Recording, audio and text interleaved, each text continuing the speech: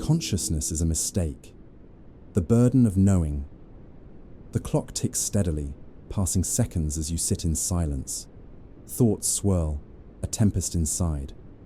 Awareness doesn't simply enlighten, it complicates.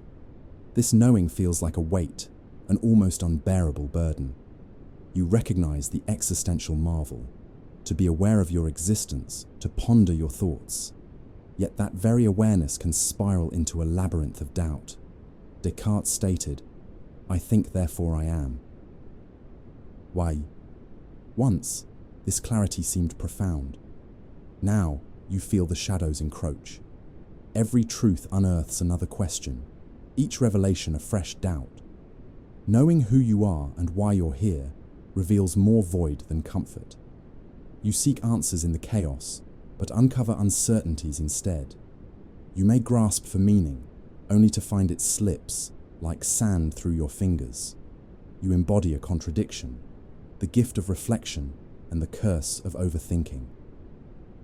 Nietzsche called this the panic of free will, the swelling weight of choices which can paralyze you. You stand at the edge of countless possibilities, yet each decision fractures into a multitude of what could have been. You wonder if consciousness is a mistake, a cosmic joke leaving you adrift in a sea of your own thoughts. Inside your mind, doubts reign supreme, claiming your peace with insistent whispers. Knowledge sometimes feels less like illumination and more like a thorn piercing the flesh of simplicity. You seek respite, stillness offers none. Navigating this internal landscape, you encounter existential angst, a silent fury at the weight of awareness. You grapple with that hunger for understanding, that deep yearning for concrete answers. It obscures the essence of being. You remember Beckett's Waiting for Godot. The act of waiting, of hoping, is what binds you to the present. Perhaps awareness is not just a burden, but an invitation to embrace uncertainty. Moment after moment, you feel the gravity of existence, each moment leaving an indelible mark. And in that wait, you ponder. What lies beneath consciousness? Despair? Liberation? You search for solace in this muddied clarity, understanding that perhaps beyond the burden of knowing lies a subtle freedom, the freedom to simply exist. And the void stares back. The ship of Theseus. Am I still me? You stand before a mirror, a vessel of reflection. How much can change before you cease to be yourself? Life, a constant flow, sweeps through you, reshaping your very essence. The tale of the ship of Theseus begs this question. If each part of your body were replaced one by one, would you remain the same? Physics tells us all matter is transient, yet you long for something constant, something you can call self. Heraclitus asserted, "You cannot step into the same river twice." Every moment is flux, where nothing literally remains. Memories, experiences, shifts, they sculpt your identity, but leave you wandering through fog. Here lies the crux of being human, this paradox of continuity amid change. In the contours of your existence, you cling to touchstones, childhood memories, cherished relationships. Yet they too fade over time, erased by the relentless march of moments. You question the foundations of your identity, wondering if it is stitched together with threads of permanence or mere illusions floating in a sea of change. You are more than your flesh. You are the echoes of laughter, the taste of bittersweet farewells. Each layer molded by experience, each change a brushstroke in a self-portrait that may never be completed. This paradox intertwines you with the world, forming connections that both define and elude you. But in this whirlpool of uncertainty, there lies beauty. Perhaps the essence of your being isn't static, but dynamic, a dance of energies alive in relationship with time and others. Maybe you need not fear the metamorphosis, but rather embrace it, understanding that the you today is a kaleidoscope of the past, always ready to reshape into something new. As you ponder your identity, you see it as both a question and an answer, constantly in motion, like waves crashing against the shore. You inhabit the space between who you are and who you might become, a conundrum that defines your journey. And the void stares back. Confirmation, bias, the lie you want to hear. News spreads like wildfire, enveloping your mind with familiar comforts. You find solace in the voices that echo your own beliefs. This is confirmation bias, a steady whisper weaving through your consciousness. It shields you from doubts but blinds you to truths. The world is filled with information, yet your mind filters it with precision, selecting only that which aligns with what you already know. The facts dance, manipulated by perception, reshaping reality into something palatable. But in this curation of truth, you risk losing the broader landscape of existence. Psychologists have often noted this tendency, revealing how it molds perceptions. You nod, recognizing your own patterns, the agreeable headlines, the comfortable conversations, reinforcing an image you construct brick by brick. Within the comfort zone, you feel invincible. Out there, the unknown looms, threatening the facade. As you sift through ideas, are you seeking clarity or simply comfort? It's tempting to draw lines between us and them, filling the spaces where doubt might creep in. Yet, deep inside, you sense the unease. True understanding is messy, complex, shifting like sand beneath your feet. Each day, your beliefs become solidified, yet exceptions splatter against them, calling for attention. You want the familiar, the affirming, but perhaps what you need lies hidden in the discomfort of the unfamiliar. Cracks form in the surface of certainty. They offer a glimpse of other perspectives. Dare you acknowledge them? Navigating through this self-imposed echo chamber can leave you adrift, echoing half-truths while a deeper understanding calls from the shadows. Each layer you peel back beckons a richer understanding, inviting you to confront views you shy from. You ask yourself, could the freedom of a broader perspective be worth the risk of unsettling the known? The dance between certainty and doubt is the cradle of exploration. In questioning your own biases, in unraveling tightly held beliefs, you find space for growth, and the void stares back. Metaphysics, the question behind every question. Light filters through the window, casting patterns on the floor. You ponder existence itself, the intricate tapestry of life. Metaphysics pulls at your thoughts with a relentless grip, urging you to seek the truths that lie beyond mere appearances. What is real? What is illusion? The questions tumble like debris in the wind. Philosophers have wrestled with these inquiries for centuries. Descartes doubted the world around him, reducing knowledge to the foundation of "I think, therefore I am." But even this starting point feels precarious, like walking a tightrope over a chasm of uncertainty. The deeper you dive into philosophy, the more you encounter layers like the skin of an onion. Beyond physical reality lies a vast expanse of conceptual landscapes. Each layer raises further questions. You wonder about the nature of existence, about what it means to be alive. The challenge is pressing. To dissect the very essence of being often leaves you feeling adrift, even as you hunt for solid ground. The essence of your inquiry can feel both liberating and disorienting. Each question opens new vistas, but those vistas can quickly dissolve into fog. You grapple with the tension, the desire for clarity, against the weight of profound uncertainty. In searching for fundamental truths, you encounter the paradox that understanding can dissolve before your very eyes. And yet, there is beauty in this labyrinth, in the interconnectedness of thought and existence. Metaphysics invites you to embrace the exploration, to dwell in both certainty and uncertainty. The search becomes a journey unto itself, one that transcends the need for definitive answers. As you contemplate existence, you begin to appreciate the questions more than any potential answers. They acknowledge your search. Each inquiry draws you into a deeper engagement with reality, along with its innumerable complexities, shaping your perspective with vivid hues. And the void stares back. Dualism. Two worlds, one self. You draw a breath, aware of the air filling your lungs. This moment is tangible, a bridge between two realms, the body and the mind. Dualism lurks quietly in the shadows.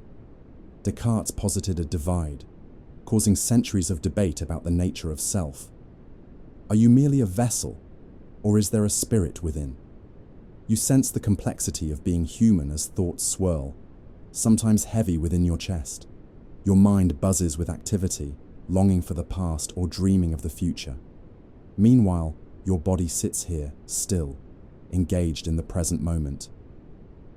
The tug between these two realities often feels like a dance between fire and ice, a paradox embedded in your daily existence. The notion of a distinct mind and body can lend clarity, yet it may also fracture your experience. You search for harmony, yet both sides pull at you, stretching your understanding in conflicting directions. The mind becomes a prison when it detaches from the sensations of your flesh. Physical pain may be ignored, and yet it speaks loudly when you sit in silence. Beneath this duality lies another truth. You are a blend of both worlds. Each heartbeat resonates with thoughts that flit through your mind like sparrows in flight. Loss, joy, pain, they're interwoven, cascading through both the physical and the intangible. You recall the philosopher Spinoza's insight that the mind and body are not adversaries, but aspects of the same reality. How often do you overlook the sensations of the present? When the mind races ahead, do you forget to feel the warmth of sunlight on your skin? Engaging with life requires a synthesis of both worlds, allowing thoughts to tether your body to presence. Embracing dualism invites acceptance of this complexity. It acknowledges strength in the tension between thought and sensation. You begin to understand that fragmented perspectives only lead to futility. There is deeper wisdom in the interconnectedness of experiences, where mind and body converge. The beauty lies not in division, but in this entangled embrace that makes you whole. And the void stares back. The mind as simulation, a world made of guesses. In the dim light of your room, you gaze blankly at the screen, pixels flashing like a heartbeat. What is reality? The mind crafts a simulation, a universe of perceptions beckoning clarity, yet shrouded in illusions. You inhabit a construct of thoughts, impermanent and swayed by memories, fears, and desires. Philosophers ponder this mystery. Is what you perceive an accurate reflection or merely a mirage? Each experience tailored, filtered through subjective lenses that color your interactions. Your thoughts rise and fall like tides, influenced by external waves. The mind creates boundaries, delineating what is real and what is merely imagined, crafting narratives that guide you through the mundane. Yet consider how often the mind misleads you. Moments arise, vivid and unmistakable, only to fade, leaving behind echoes of what once was. Memories distort themselves under scrutiny, reshaped with each retelling. The truth becomes artifice, a fragile sculpture crafted by your internal biases and external reinforcements. In this world of guesses, you cling to certainty like a lifebuoy, drowning in a sea of information. The projection of self morphs with every influenced thought, every new piece of evidence. You tether your beliefs to illusions, constructing a reality intricately layered, yet inherently fragile. How does one disentangle truth from simulation? The threads weave and intertwine until the distinction blurs. Each decision you make reverberates through the mesh of perception, cascading into consequences both expected and unforeseen. You become a puppeteer, orchestrating your own interpretations, while remaining unaware of the strings pulling you deeper into the labyrinth. This dance with fabrication brings forth discomfort. The mind, a dazzling architect, builds castles of ideas but leaves you wandering through emotional trenches. The challenge lies not merely in seeking clarity, but in recognizing the simulation for what it is, a construct evolving with each breath. What remains outside this construction? You ponder the world beyond the confines of your mind. Reality waits, untouched by perception's paintbrush, ever present yet oft overlooked. Perhaps there lies a quiet freedom in admitting the mind's limitations, an opportunity to experience life with less attachment to definitive truths. You close your eyes, letting that realization settle in. Knowing is layered, hypotheses abound. In acknowledging your constructed reality, you open to the possibility of authentic experience that transcends mere simulation. And the void stares back. Gaslighting, losing yourself. Quietly. The sun goes down, shadows stretching across the room, merging with your doubts. You question your sanity, a creeping uncertainty tightening around you like a vice. What is real? This world of whispers and subtle manipulations obscures clarity. Recognizing gaslighting becomes a crucial act of self-preservation. When reality bends under another's influence, the truth warps like a reflection in a funhouse mirror, distorting your perceptions until you can no longer trust yourself. The claiming of your narrative feels like a theft, eroding the ground upon which you once stood. Each instance comes wrapped in a facade of care, cloaked in concern, designed to unearth your vulnerabilities. Those around you may cast shadows of doubt, and the more you wrestle with them, the deeper your isolation sinks. They will insist you are imagining things, your memory a flawed archive.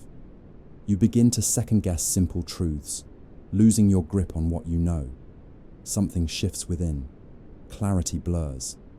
The fight for autonomy becomes a silent struggle while you cling to memories that feel like grains of sand slipping through your fingers. You search for evidence, seeking moments that affirm you are not mad, that there's substance to your truths. Yet, it may lead only to deeper despair. Psychologists highlight the layers of this manipulation, describing gaslighting as a gradual erosion of self. What was once a vibrant and secure identity now feels like mist, dissipating with each encounter. Self-worth erodes, leaving trails of doubt in its wake, like footprints washed away by the tide. But within the tempest of confusion, a quiet rebellion stirs. Why submit to denial when your experience deserves recognition? What if reclaiming your voice becomes an act of defiance, a beacon cutting through the fog? You muster the strength to question once more, to confront the shadowy doubt that hangs like a damning cloud. Gaining clarity might require boundaries, and you may anchor yourself in the reality that you have lived. Rebuilding begins as you disentangle yourself from the compulsion to please. Each time you reclaim your narrative, you breathe life back into what others sought to extinguish. There lies strength in affirmation, a stark acknowledgement that you are not merely a player in someone else's story. You carve out space for your voice to echo again, fervent and resolute, and the void stares back. Idealism, when reality needs you. The walls of your room feel both comforting and confining. Outside, possibility beckons. Idealism offers a glimpse of a world shaped by aspirations, where thoughts create reality. Yet, this doctrine brings with it both allure and weight, lifting you while simultaneously anchoring you in seemingly unattainable dreams. Philosophy has long engaged in this dance. Imagine a realm where ideas reign supreme, where existence relies on perception. You may envision better versions of life, communities thriving, and relationships deepening. But in this ideal landscape, reality often grates against your vision, crafting fissures that deepen with each unforeseen failure. You traverse the terrain of your aspirations, aware of the distance between dreams and lived experiences. The sun shines brightly overhead, yet within you stirs a shadow of discontent. It whispers assertions. How can you believe in ideals when mundanity constrains your surroundings? The challenge lies in acknowledging that ideals, while illuminating, can distort your vision of what is. You aspire to higher notions of justice, love, and truth, but when life diverges from these expectations, dissonance arises. Reality, flawed yet rich, struggles to lay claim to your vision of the ideal life. At times, the weight of expectations can suffocate your spirit. Idealism can morph into a relentless pursuit, an insatiable hunger that fuels dissatisfaction. You harvest shame from perceived shortcomings, believing truth must fit within the confinements of your ideals. But what if the essence of living lies not merely in perfection? The beauty of reality coexists with its limitations, in the warmth of a shared coffee, or the solace of companionship. Those moments speak of truth, of connection. You start to understand that embracing imperfection enriches your humanity. Distilling hope from experience becomes a redefining journey. In that juxtaposition, the ideals you once clung to dissolve into lessons. It's not about striving for a flawless existence, but learning to find meaning amid flaws, to etch significance onto ordinary lives. Through this lens, you let go of the need to adhere strictly to a pre-constructed framework. You begin to inhabit the nuances of the present, the tactile, the raw, the real. In letting your ideals inspire, but not dictate, you encounter the flowering of a life worth living, and the void stares back. Availability heuristic, the fear that feels true. Your mind races as news reports wash over you, flooding your consciousness with sharp images and urgent tales. The world outside feels overwhelming. You distill experiences into those most readily available, constructing narratives based on fear. This is the availability heuristic, where the immediate crowds out the nuanced. The brain, a dynamic attempt at understanding an overwhelmingly complex reality, relies on shortcuts. It gravitates toward information that's familiar, which often reflects the loudest voices or the most vivid images. But this reliance leads to distorted views, cultivating a landscape rich in fear and scarcity. The chatter of the day highlights threats, amplifies dangers. You begin to see shadows lurking in plain sight, unconnected to the broader truths of existence. The familiar looms large, while nuance heads for obscurity, unremarked upon and unseen. When the rare event appears daily in your newsfeed, it casts a long shadow over your perception. In this storm, you may feel overwhelmed by anxiety about the world, yet this anxiety is derived from selective attention. You weave caution into everything. Every corner has a ghost waiting to emerge. Ironically, the loudest fears shape your thoughts and decisions, your perception dominated by the dramatized. What happens when reality unfurls in shades not highlighted by sensational headlines? You may grapple with the reassurance that often lies behind the fear. There's safety in the ordinary, beauty in routine events that slip through the cracks of heightened attention. Seeking a balance becomes vital. You begin to reframe your perspective, cultivating awareness of the broader tapestry of experiences. Consider moments of joy, resilience, connection. By acknowledging that not every story is about tragedy, you invite clarity amid the chaos, challenging the prevalence of fear. Within this softer lens, a reality becomes available that challenges the narrative shaped by the loudest voices. You learn to breathe in the ordinary, recognizing that numerous moments deserve resonance. What if, in quiet acknowledgement, you reclaim agency over the fears that once loomed large? In casting light onto the overlooked, you begin to dissolve what once felt like inevitabilities, and the void stares back. The confidence loop, borrowed bravery. A whisper echoes inside you. You've got this. Yet, beneath it, uncertainty churns like dark clouds on a stormy day. Confidence is a drug. It can propel you forward yet simultaneously feels borrowed, a facade held together by whispered assurances and external validations. This loop of confidence often dances between illusion and reality. You wear it like armor, bolstered by past successes and the encouragement of others. The world rewards the outward manifestation of certainty, encouraging you to project strength, often irrespective of the inner landscape storming within.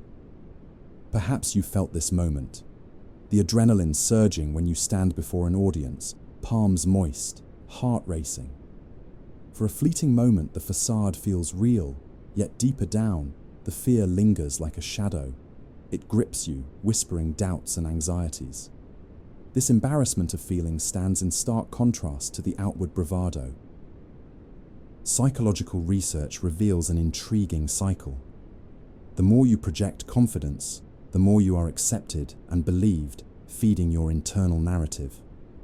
Yet, this self-perpetuating loop doesn't inherently cultivate the conviction required to navigate the unknown. Instead, it might weave a cloth of fragility beneath your bravado, producing an unsettling tension between the facade and reality. How can you foster genuine confidence without falling into the trap of borrowed bravado?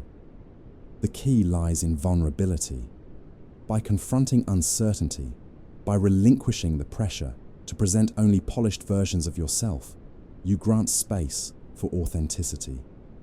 This raw honesty can illuminate your growth, showcasing resilience that thrives in humility and acknowledgement. Reclaiming confidence in this manner invites depth to accompany the surface. It nurtures a truth that rests firmly on self-acceptance, one that shines brightly through feigned bravado. You begin to understand that true courage is not the absence of fear, but the willingness to engage with it. The world can be unpredictable. Real confidence stems from acknowledging your limitations and embarking on a course despite uncertainties. When the external validation fades, what remains is an ironclad understanding of yourself, no larger than life and no less true. You find strength not in projection, but in genuine participation, and the void stares back. Ontology, the things that count. You hold a handful of sand, feeling the fine grains slip through your fingers. What is it that counts in your existence? Ontology grapples with this fundamental question: what it means to be. The material world is rich, filled with countless objects, relationships, and experiences. Still, the inquiry dives deeper, dissecting existence itself. Philosophers have spun their ideas, attempting to define what constitutes being. Is it the physical presence of objects around you or the ways you relate to them? Each choice you make paints the picture of your life, yet what remains invisible is often more profound than the visible. The space between moments becomes significant, shaping your world more than the material accumulation. As you consider the essence of objects, you recognize their intertwining with memory. The worn-out chair, the faded photograph. Each is a vessel containing layers of your past. Those objects pull at your heart, demanding recognition of the experiences they represent. But in this acknowledgement, do you allow the significance of the present to dissolve? You wander between the tangible and intangible, questioning what provides meaning. Is it the sun rising each morning, or is it the hope rekindled within you every time it does? The world can feel overwhelmingly intricate, yet you seek shortcuts to understanding. You wonder if ontology simplifies life or complicates it further. Yet perhaps this inquiry is the key. By engaging with both the concrete and the abstract, you explore the very fabric of your being. The existence of things encourages you to reflect not only on their presence, but also on their absence. What constitutes your values? Are these grounded in societal influences or shaped by deeper personal inclinations? In pondering existence, you allow contradictions to surface. You recognize that the significant often coexists with the mundane, each deserving of examination. You count your breaths, feel your heartbeat, and sense the rush of thoughts whirring in your mind. Within this cycle lies a delicate balance. Neither one can exist without the other. With every day, you peel back the layers of being, unveiling the meaningful in the uncomplicated.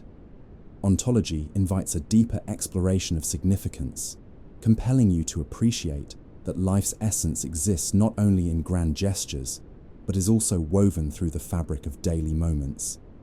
And the void stares back. Monism, the illusion of division. In the quiet of your thoughts, a question reverberates. Are you separate from the world around you? Monism challenges the concept of division, proposing a unified existence where all matters are interlinked. It's a radical idea, one that invites a re-examination of how you perceive yourself in relation to everything else.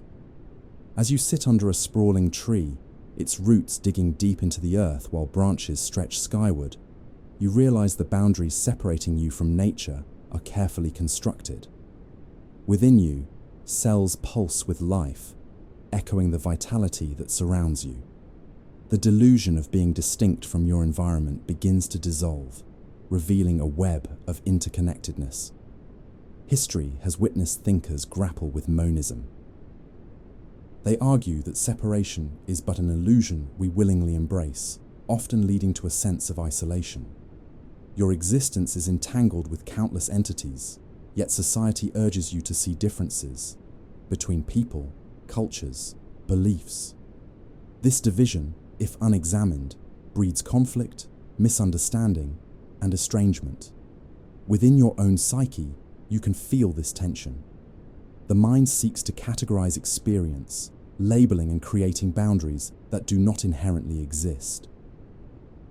Each emotion you harbor, each thought you ponder, arises not in isolation, but as part of a continuum, intricately woven into the fabric of collective human experience. To recognize monism is to discover liberation within unity. You breathe in the air around you, an invisible blend shared with the entire planet. Your thoughts echo those of countless others, articulating fears, hopes, and joys. In this connection, you might find solace. Each choice you make ripples through the web, influencing others in ways you cannot fully fathom. Yet this recognition unfolds new complexities. It asks you to acknowledge both your individuality and your place within the whole. Understanding that separation is an illusion doesn't negate the uniqueness of your individual experiences. Instead, realizing your connection to everything can deepen your empathy and compassion for others.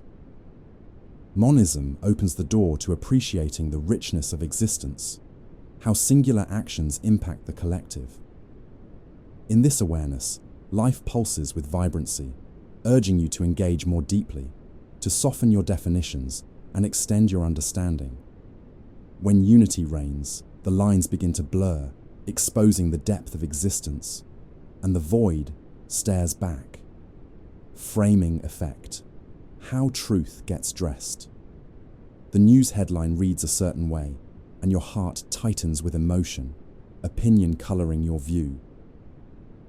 The framing effect constructs your reality, shaping perceptions through the context surrounding information. Each word dressed in its finery to either flatter or frighten, shaping truth in ways that echo through your thoughts long after the moment passes. The essence of how you interpret the world hinges on this delicate balancing act. Language and presentation play a critical role. A narrative can be spun to evoke outrage or sympathy, shifting perspectives like shadows dance on a wall. You witness this daily, the polarization of opinion acutely manifesting in conversations, often leading to deeper divides. You ask yourself, how do you determine truth? Each interaction seems tinged with the paint of perception, while the underlying facts remain unchanged. Framing becomes a powerful tool, a double-edged sword that can elevate or diminish understanding. Consider how your own experiences often color the lens through which you view the world. A single event can be recast depending on the emotional state you bring to it. What seems horrific from one angle may reveal a different truth when viewed through the lens of empathy. The complexities of life elude simple narratives, yet society continuously seeks easily digestible binaries. In grappling with this realization, you become aware of your power in storytelling. How you frame your own experiences influences not just how you see the world, but also how you engage with it. The way you recount a memory can either ensconce you in victimhood or showcase resilience. You begin to realize that engaging in moments of truth calls for careful consideration and awareness. The framing effect urges you to challenge assumptions, to dig beneath the surface of information presented. Each perspective deserves examination, for it colors understanding in ways that are often insidious. In navigating this landscape, you could emerge with a richer, multifaceted understanding of existence.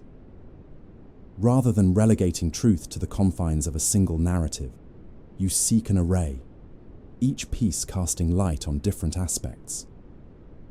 Recognizing that truth has many dresses encourages you to embrace the complexity of existence, and the void stares back. The unexpected hanging paradox, the day that cannot come, but does. A pendulum swings, counting down days lost in the fray. You find yourself drawn into a paradox, one that poses an unsettling question. How can time emerge from uncertainty? The unexpected hanging paradox reveals the strangeness of expectation, where intuition and reason collide. Picture this. A prisoner awaits execution, informed that it will occur on a day that remains unknown. The days pass, anticipation twisting, tightening like a wound spring. If the execution is known to come, yet unclear when, the prisoner deduces it cannot happen until the day arrives, leaving no room for the valid fear. Yet the paradox strikes, clarity transforms into certainty, and the very logic that comforts collapses.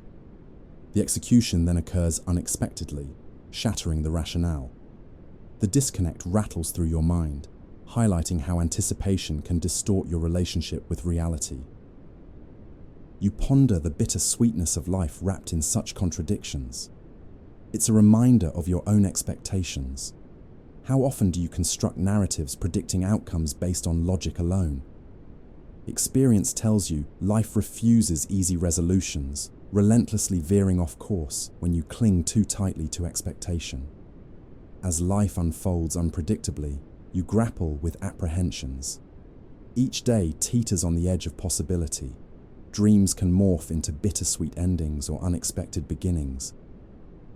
Risk takes center stage, propelling you forward into the unknown that simultaneously terrifies and excites. Within you lies a tension between comfort in the known and the anticipation of the unknown.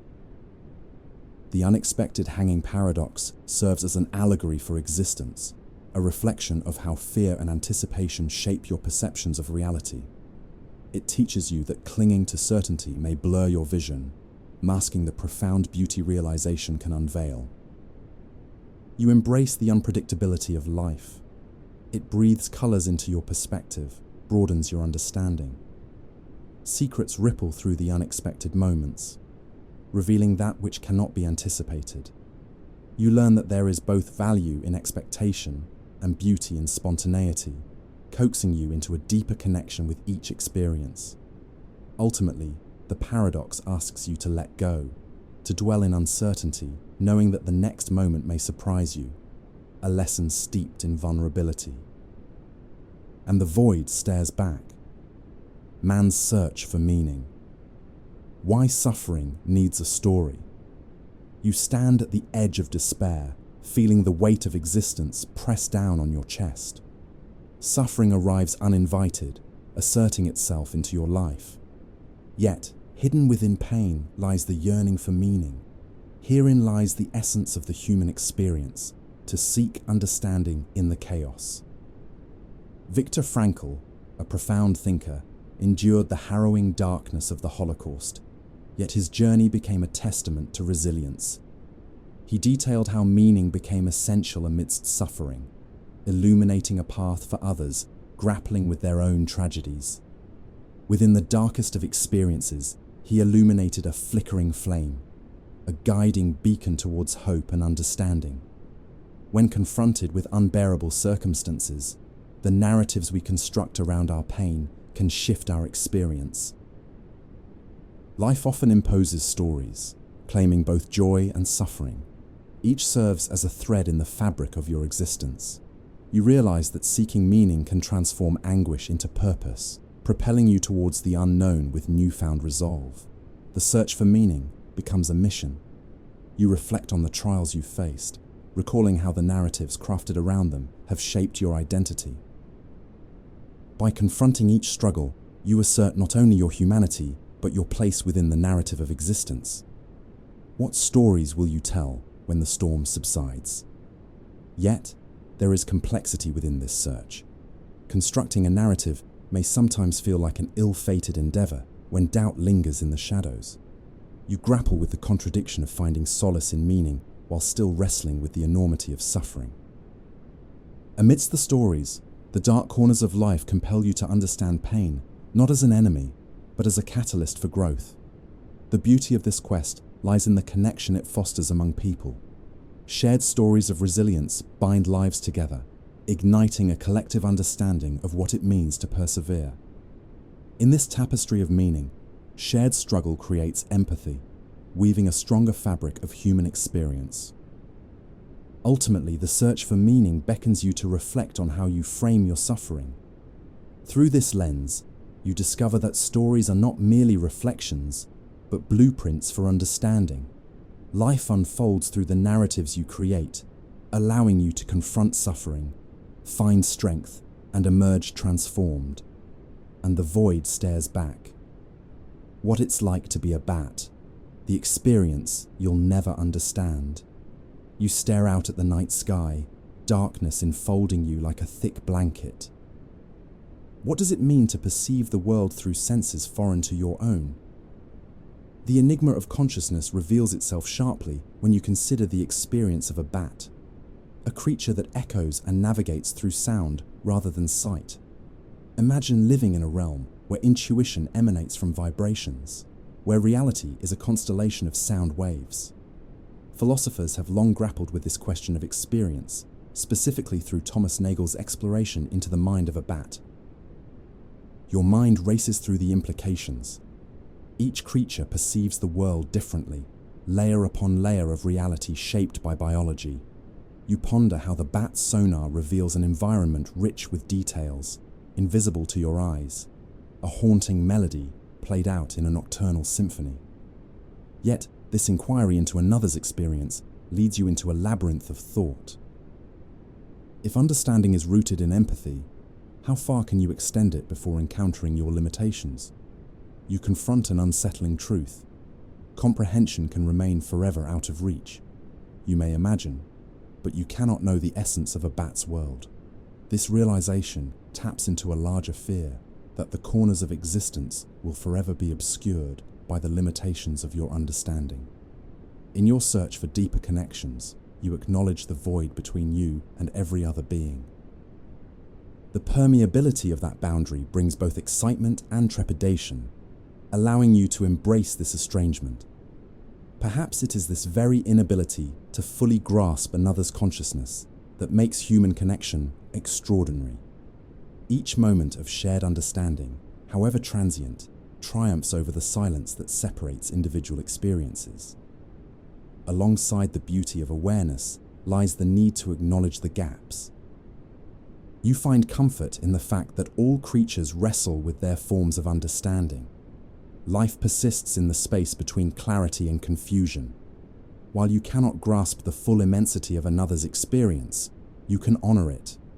This pursuit becomes an act of respect, a way to acknowledge the vibrations that echo through all creatures, reminding you that every experience carries its own significance.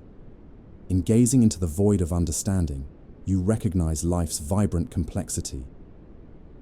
You strive to stretch the limits of your consciousness, longing to bridge the chasms between beings. Through this lens, each encounter ignites a spark of connection, filling in the empty spaces with possibility, and the void stares back. The mirror technique: to be heard, reflect. The dim light casts your reflection on the surface of the water, serene yet revealing. What does it mean to be truly heard? The mirror technique offers a glimpse into the power of reflection, not just a physical image, but a profound method of understanding oneself and others through active engagement. In interpersonal exchanges, reflecting someone's sentiments can create a space for connection.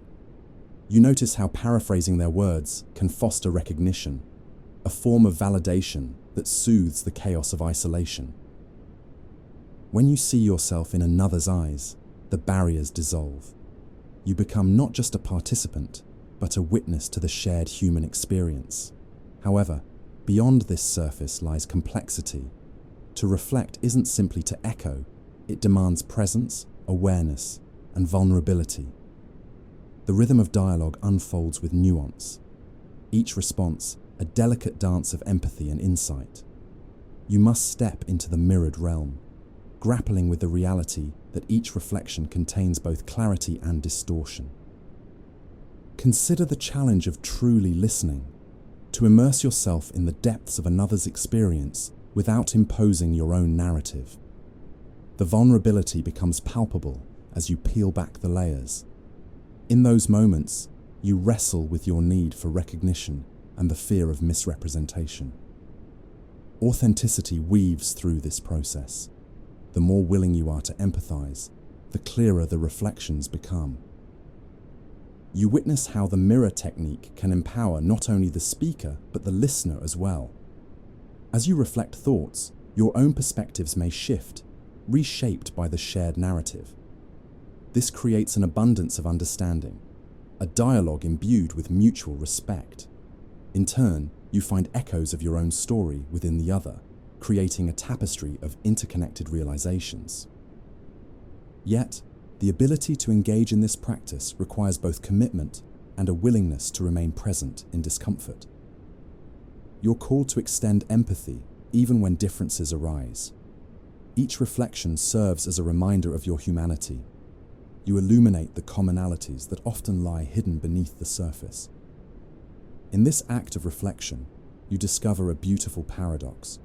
The strength to listen creates the capacity to be truly seen. Through vulnerability, connection flourishes, cemented by the shared experience of reflection that celebrates both unity and individuality. And the void stares back. Hindsight, bias, the inevitable illusion. You sit at the table, thoughts lingering on choices made, paths taken. The comfort of hindsight envelops you like a familiar blanket, but you begin to question the reliability of this perspective. Hindsight bias tells a story of certainty, the illusion that past events were more predictable than they truly were. Life unfolds in real time, a whirlwind of possibilities, each moment brimming with uncertainty. Yet, from the vantage point of reflection, the chaos transforms into clarity. You find solace in your interpretations, persuaded by the belief that you should have known certain outcomes. This distorted perception erodes the rich tapestry of experience, leaving only the thread of certainty behind. Psychological studies demonstrate this bias, revealing how hindsight reshapes memories to align with present knowledge. It becomes a tricky foe, allowing you to dismiss the complexities that colored your choices at the moment. This longing for clarity blinds you to the fact that decisions were made amid uncertainty, shaped by emotions and context that fade as time passes. As you delve deeper, you recognize this inclination to rewrite history as a double-edged sword.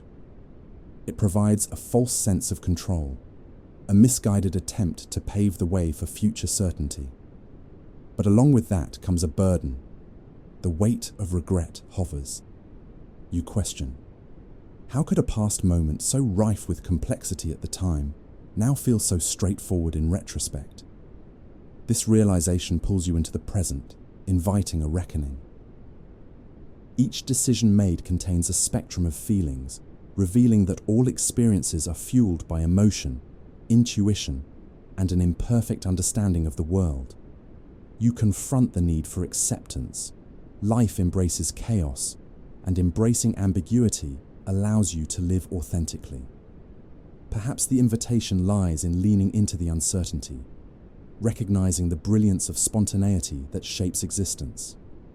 Life thrives in the in-between, where clarity eludes, yet creativity flourishes. You glean wisdom from the past, but await the future with a willingness to meet whatever emerges. Thus, by acknowledging hindsight bias, you free yourself from the shackles of certainty and regret. Within this freedom resides the power of presence, the notion that growth springs from embracing the unpredictable journey of life. And the void stares back. The void that stares back. Not just emptiness. The air is thick with silence, and the emptiness resonates in the corners of your mind. The void holds an uncomfortable space, a paradox wherein emptiness invites reflection and curiosity. What lies beyond the notion of nothingness? The presence of the void challenges you to confront not only absence, but the essence of existence itself. Emptiness carries an unsettling weight, one that tempts you to flee. It lurks behind desires, fears, and dreams, swallowing the vibrancy surrounding pulse and rhythm. Yet, within that silence lies an opportunity. What happens when you peer directly into that void? In facing the unknown, you encounter a complex reality beyond the stark contours of absence. Philosophy grapples with this concept. Existentialists suggest that confronting the void is essential to genuine understanding. In doing so, you unearth the paradox. The void may not simply be a lack of meaning, but a canvas rich with potential. Each moment spent in its presence urges you to seek meaning in life, even among chaos. This exploration can be unsettling, revealing hidden fears and insecurities. The allure of distraction waits patiently, yet emerging from this silence requires daring courage. Within the void, you learn that your understanding revolves around choices made in the shadow of uncertainty, painting something unique with each interaction. Consider how empty moments offer space for reflection. In that quiet absence, you find room for creation, a chance to imagine new possibilities and reframe your understanding of yourself and the world. This process becomes profound, suggesting that something can emerge from nothing when approached with curiosity and openness. You come to enjoy the emptiness. The void can inspire creativity, prompting you to bring forth thoughts previously trapped in the shadows. In this way, you become co-creators, sculpting possibilities that breathe vibrancy into the world. In gazing into the void, you acknowledge both its presence and its power. Emptiness transforms from an unsettling fear into an invitation to exploration, empowering you to confront nuances of existence. Embrace the depth that lies within silence, for within this void, profound truths await discovery, and the void stares back. Mind as virtual reality, the world behind your eyes. You close your eyes and take a deep breath, retreating within your mind. What a breathtaking synthesis of creation unfolds there. The mind conjures landscapes, narratives, and experiences, layering an intricate virtual reality that feels as real as the world outside your window. But what is the boundary between reality and this vibrant inner world? Cognitive science delves into this relationship, revealing how your brain crafts experiences based on impressions, memories, and thoughts. Each moment shapes your perceptions, building an intricate tapestry of interpretation. As you ponder this interplay, the essence of existence seems to shift. Life beyond your senses recedes, while the world within grows vivid and alive. Yet you can feel the tension between these realms. The virtual constructs built from thought and emotion can cloud perceptions of external reality. If your mind weaves a story informed by fear, it may distort how you view the world around you. You grapple with a sense of dissonance. Does the reality you construct overshadow the truth outside? As you consider how easily your thoughts can morph reality, you recognize the significance of intention. The mind acts like a stage, casting shadows that dance to the rhythm of your beliefs. In cultivating awareness, you begin to unearth patterns that distort your perspective, and through that unveiling, you take ownership over the narrative unfolding in your mind. Reflecting on this allows you to glimpse the power you possess as the creator of your experiences. You engage with the virtual realm, developing critical skills for integrating thoughts and emotions constructively. By acknowledging the influence of inner narratives, you fine-tune your capacity to interact with the outer world. In this realm of creation, mindfulness becomes paramount. You commit to examining the intricacies of your virtual reality, acknowledging that while the mind can build experiences of beauty and complexity, it can also manipulate perception in troubling ways. Embracing this understanding opens doors to a more profound engagement. Amid this exploration, you awaken to the richness of existence, both inwardly and outwardly. Your mind's creations serve as portals, connecting your internal landscape to the world that lies beyond. There lies freedom in recognizing that your reality is not fixed. Instead, it is fluid, woven together by intentions, perceptions, and experiences, and the void stares back. Anchoring bias. The first lie is the strongest. A single number flashes on your screen, bold and demanding attention. It grips your mind with surprising strength, like a stone cast into still water, sending ripples through your thoughts.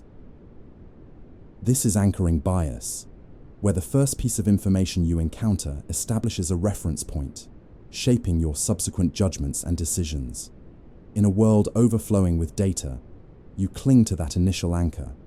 It feels comfortable, solid, but in doing so, you risk losing sight of the broader landscape. Your perceptions narrow, dictated by that first impression. Each new piece of information becomes distorted, molded by the expectations already set. When confronted with choices, your mind drifts back to that singular anchor, often leading you astray. Consider how the implications of this bias seep into daily decisions. In negotiations, the initial offer frames the discussion, making it difficult to break free from its gravitational pull. Even in mundane choices, a restaurant, a book, a movie, the first suggestion colors your entire experience. It lingers like a phantom. Once established, its grasp rarely loosens. This phenomenon compels you to reflect on the ways you absorb life's narratives. Stories told repeatedly become anchors in your mind. How many times have you heard a single perspective echoed, shaping your beliefs about yourself and the world? A person's success story becomes an anchor, ensuring you view every subsequent achievement through a lens of comparison, often to your detriment. Breaking free from anchoring bias requires a conscious effort.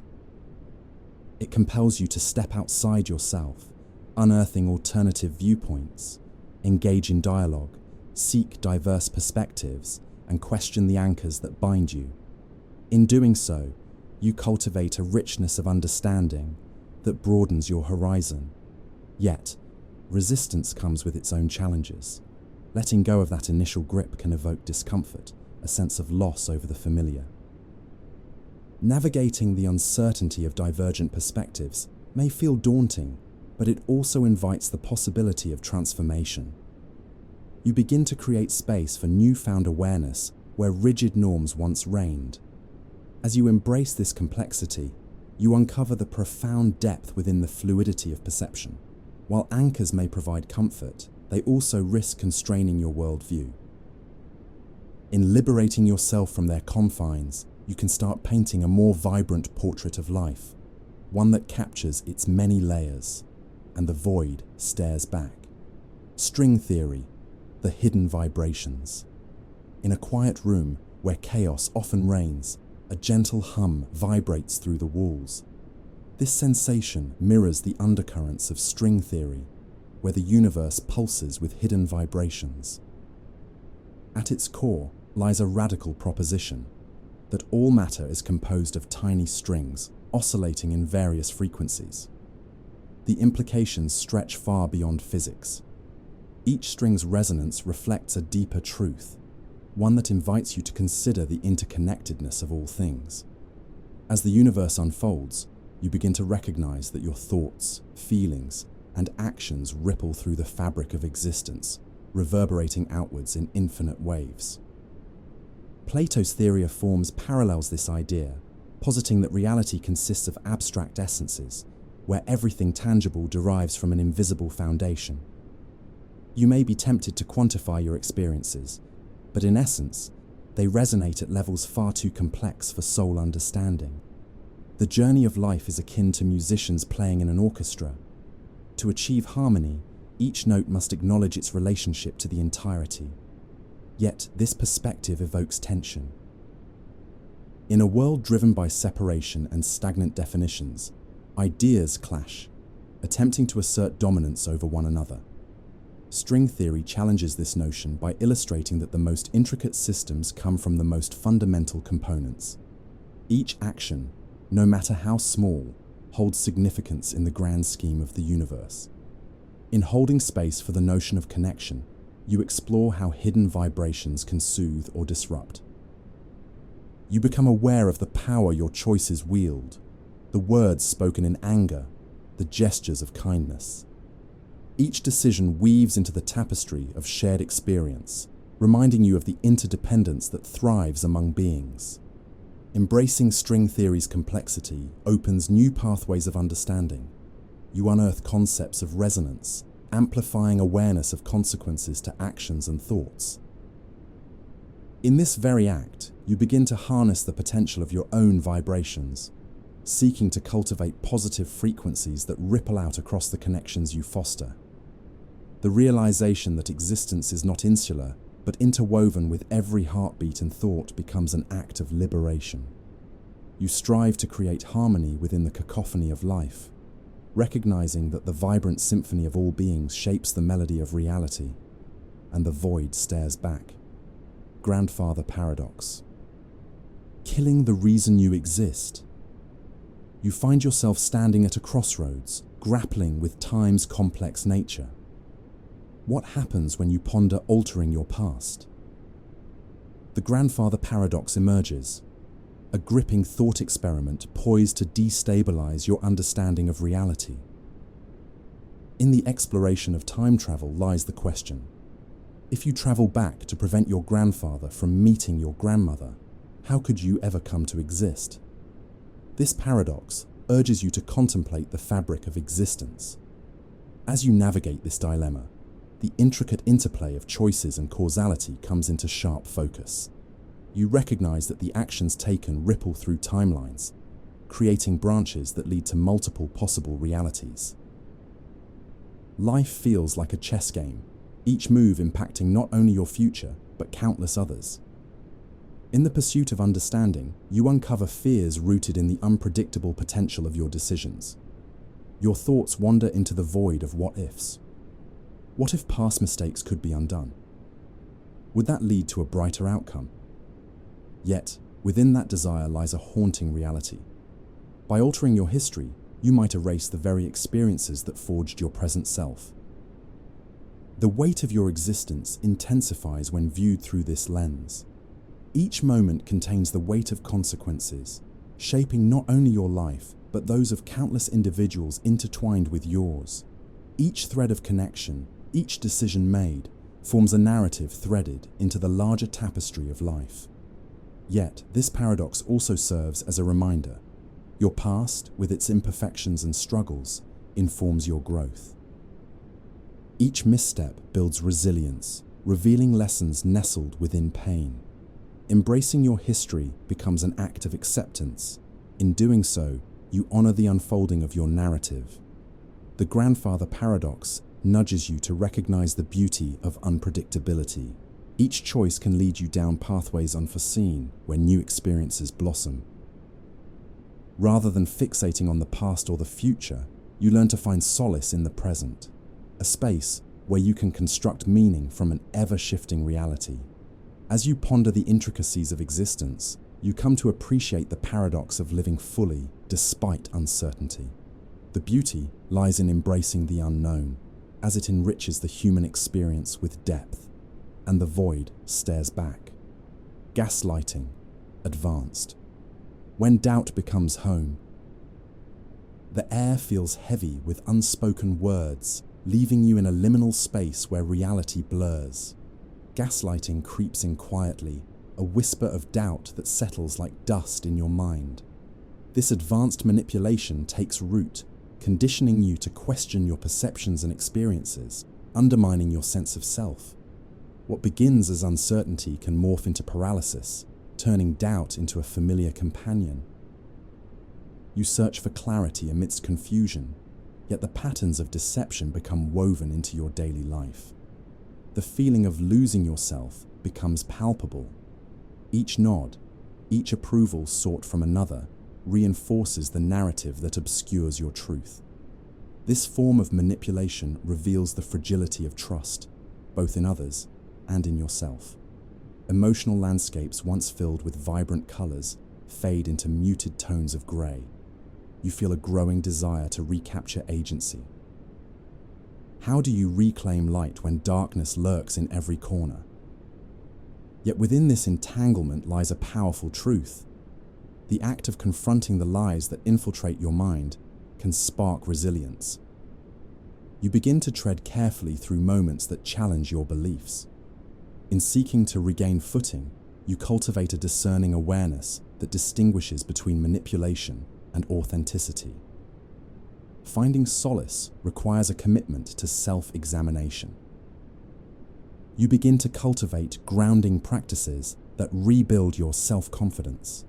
Moments of stillness invite reflection, allowing you to differentiate between the cacophony of external expectations and your inner voice. You honor that voice, hearing the echoes of your past, the wisdom earned through experience. As you reclaim agency, the shadows that previously encapsulated you begin to dissipate. The realization that trust must be earned, both in yourself and others, ignites a new journey. You set boundaries that speak to your needs and assert your existence, forging a path defined by clarity rather than uncertainty. In confronting the pernicious effects of advanced gaslighting, you emerge illuminated, no longer defined by doubt, but anchored in truth. Your experience becomes the catalyst for growth, and with every step forward, you navigate the complexities of your reality with newfound courage. And the void stares back. Mirror neurons, feeling you without being you. In a crowded cafe, you observe the laughter bubbling between friends, and a warmth spreads through you, unbidden. This phenomenon, where you feel empathy for others without direct experience, is the dance of mirror neurons, the brain's way of connecting through emotion and action. You are not just a passive observer, you resonate with the experiences unfolding around you. As you engage with those around you, these mirror neurons evoke shared emotions, mirroring joy, sadness, and excitement. This creates an intricate bond that weaves through relationships, an invisible thread opening you to the shared human experience. You find that within the exchange lies not only connection, but also the awareness of separateness. Yet, as you consider this capacity, you also confront its complexities. The ability to feel without being directly involved can stir conflict and lead to confusion. When observing another's pain, the empathy you experience invites you to grapple with emotions that run deep, yet remain unrooted in your own reality. This interplay unveils the beauty of connection, but also the weight of external influence. The challenge then is not only to feel, but to navigate the delicate balance between empathy and self-preservation. You can often be swept away by others' emotions, losing touch with your own. In this dance, boundaries fade, and your sense of identity can become fragmented. Recognizing this becomes essential. It prompts you to question, how much of your emotional landscape is truly yours? To reclaim your voice requires an intentional practice of holding space for both your feelings and those belonging to others. You allow yourself to step into the murk and set clear boundaries, to feel but not to drown. This is an act of agency, creating a vibrant tapestry of shared experiences while staying anchored in your identity. In recognizing the power of mirror neurons, you embrace the profound potential for connection. Each interaction becomes an opportunity to weave empathy, understanding that feeling another's experience enriches your humanity. Through this lens, you cultivate an awareness of both shared laughter and sorrow, a chorus of existence that dances through the space between you and the world, and the void stares back. The arrow of time paradox, the future that shouldn't exist yet. Time moves relentlessly, ticking away like a metronome. You feel its pull, the line you traverse between past and future, yet there's something unsettling about the directionality of time. The arrow of time paradox confronts you with a proposition. Why can you remember the past but not the future? The illusion of control weaves through your reality, yet as you reflect, uncertainty lurks beneath the surface. Physicists have long pondered this linear journey. You find comfort in the expectation that time progresses in one direction, from cause to effect. Yet, this certainty falters when you contemplate moments of déjà vu, or the feeling that the future crept up on you without warning. Your mind races with questions about potentiality. If every moment holds infinite possibilities, why do some paths feel predestined? Imagine an era where time flows back, where consequences precede actions. You struggle with the thought, would knowing the future alter your decisions, your emotions? Each choice would ripple through history, transforming experiences that are intrinsically meant to be ambiguous. The complex web of existence becomes tangled in knots, challenging your perception of fate and free will. You grapple with the paradox that emerges from expectations. The very essence of hope, anchored in the future, becomes a delicate balancing act between longing and uncertainty.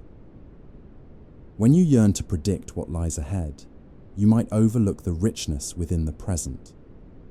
In placing your focus on the future, you risk neglecting the immediate beauty unfolding before you. Time becomes a paradox that teaches humility. The moments you once took for granted now demand recognition. Each second offers a chance to connect, to dream, to create. In doing so, you become increasingly aware that while the future remains elusive, the present is constantly within your grasp. Facing the arrow of time paradox, you learn to acknowledge the uncertainty that exists within each moment. Life's unpredictability is a thread that ties you to the present, tethering you with a degree of acceptance. Embrace the unpredictability of your journey, for it shapes your reality. The past can inform you, but the future is a canvas waiting to be painted, one brushstroke at a time, and the void stares back. Holographic universe, the world as projection. You gaze into the night sky, an expanse of endless stars scattered like pinpricks across a dark canvas. What if you live within a projection, where reality is a mere image of a deeper essence? The holographic universe theory proposes just that, an intriguing notion suggesting that the three-dimensional world you navigate is an illusion, a projection of information stored elsewhere. This idea stirs the very foundations of perception. If the world around you exists as a projection, then what does it mean to experience something tangible? Objects that seem solid dissolve into pixels, revealing that physicality may mask a profound reality. You ponder whether consciousness itself acts as a projector, illuminating the world through interpretation and belief.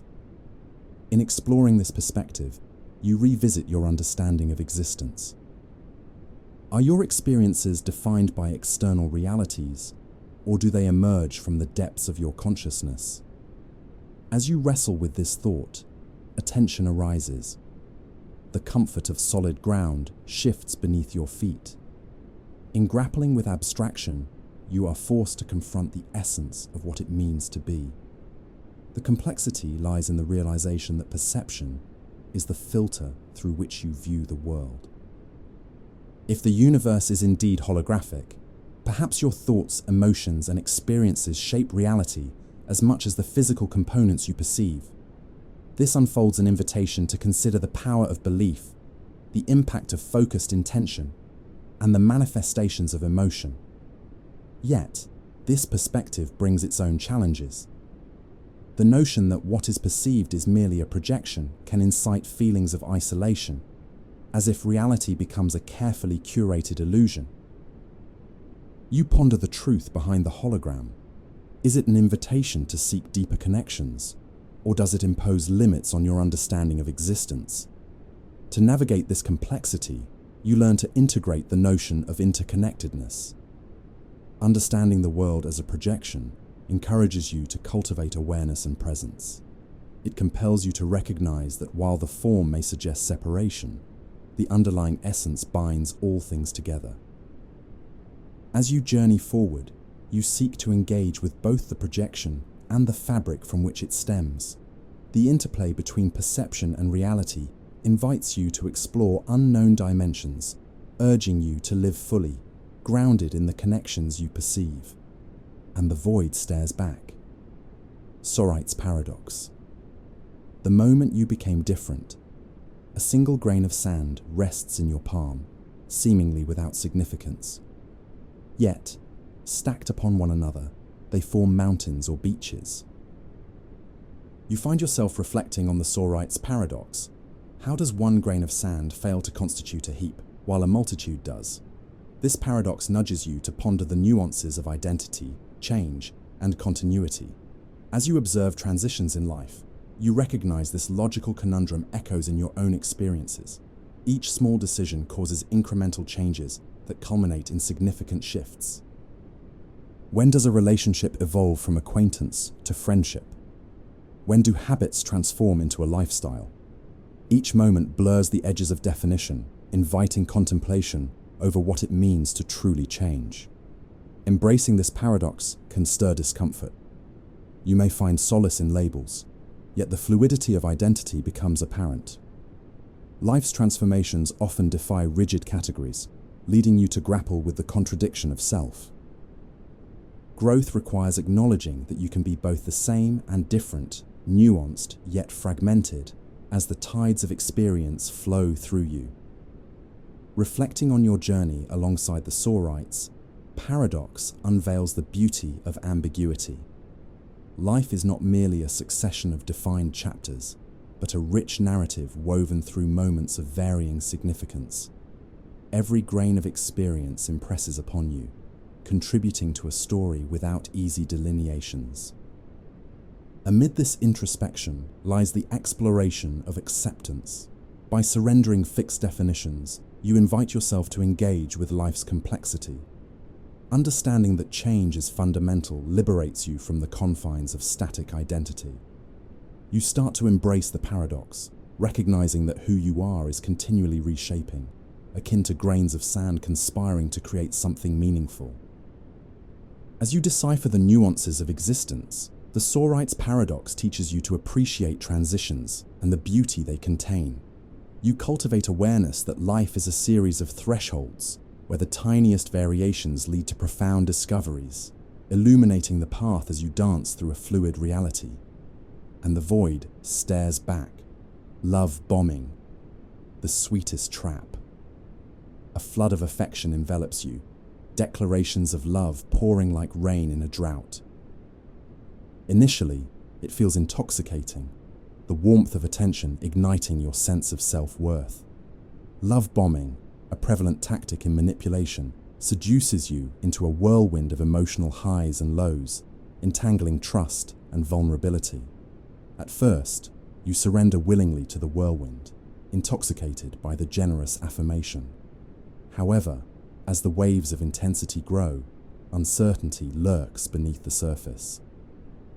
You begin to realize that this sparkling attention comes with underlying strings, a form of control cloaked in affection. As affection mounts, so does the pressure to conform to expectations.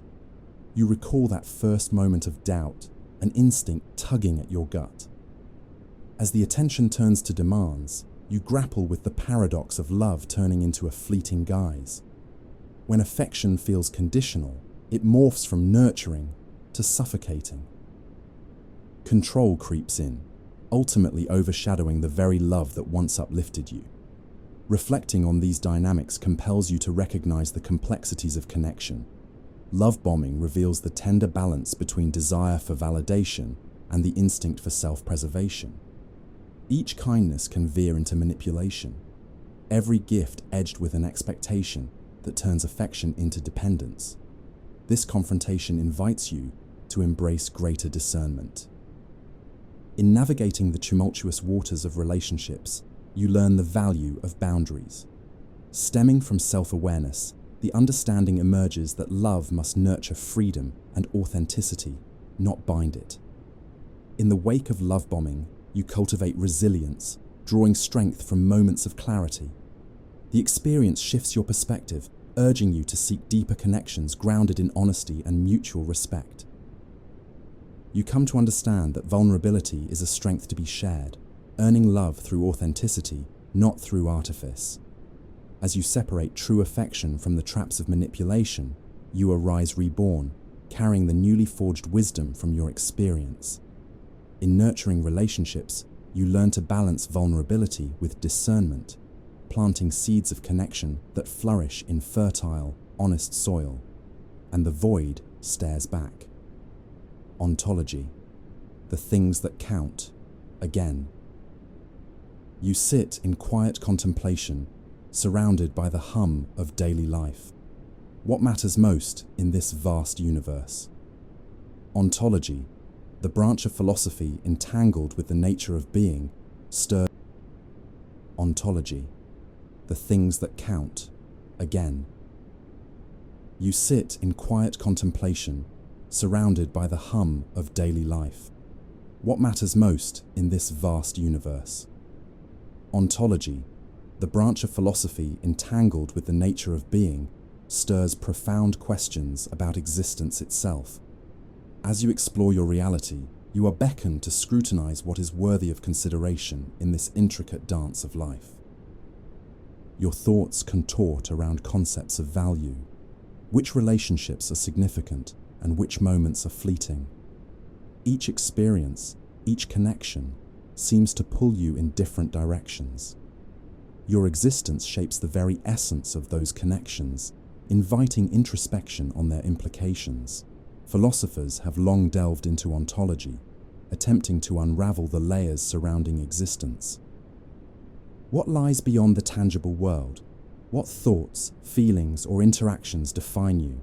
The questions threaten to unravel the constructs that provide structure to your life. Each inquiry lays bare layers of complexity, exposing grounding empathetic relationships formed through understanding. Yet in grappling with meaning, the tension emerges as you confront the uncertainty of impermanence. Relationships fade, memories blur, and identities shift. You grapple with the notion that what once held significance may now lie forgotten. The inherent conflict of existence elucidates that even the most meaningful connections can dissolve into whispers. Navigating these swirling thoughts invites an acceptance of duality, an acknowledgement that within impermanence lies beauty. Each fleeting moment carries the weight of significance while dissolving into history. You learn to cultivate a consciousness that embraces the transient nature of life, yet honors the experiences woven into it. Through this understanding, you awaken to a broader perspective of existence. The things that count evolve alongside you, shaped by your journey and perceptions. You become determined to create moments that resonate, shifting the focus from permanence to richness within fleeting encounters. Embracing ontology allows you to embrace the fluidity of existence, drawing strength from the connections cultivated along the way. Each question sheds light on significance, igniting an appreciation for the delicate interplay of being, becoming, and relating. And the void stares back. Framing effect. Truth in a costume. The newspaper headline catches your eye, its bold letters screaming for attention.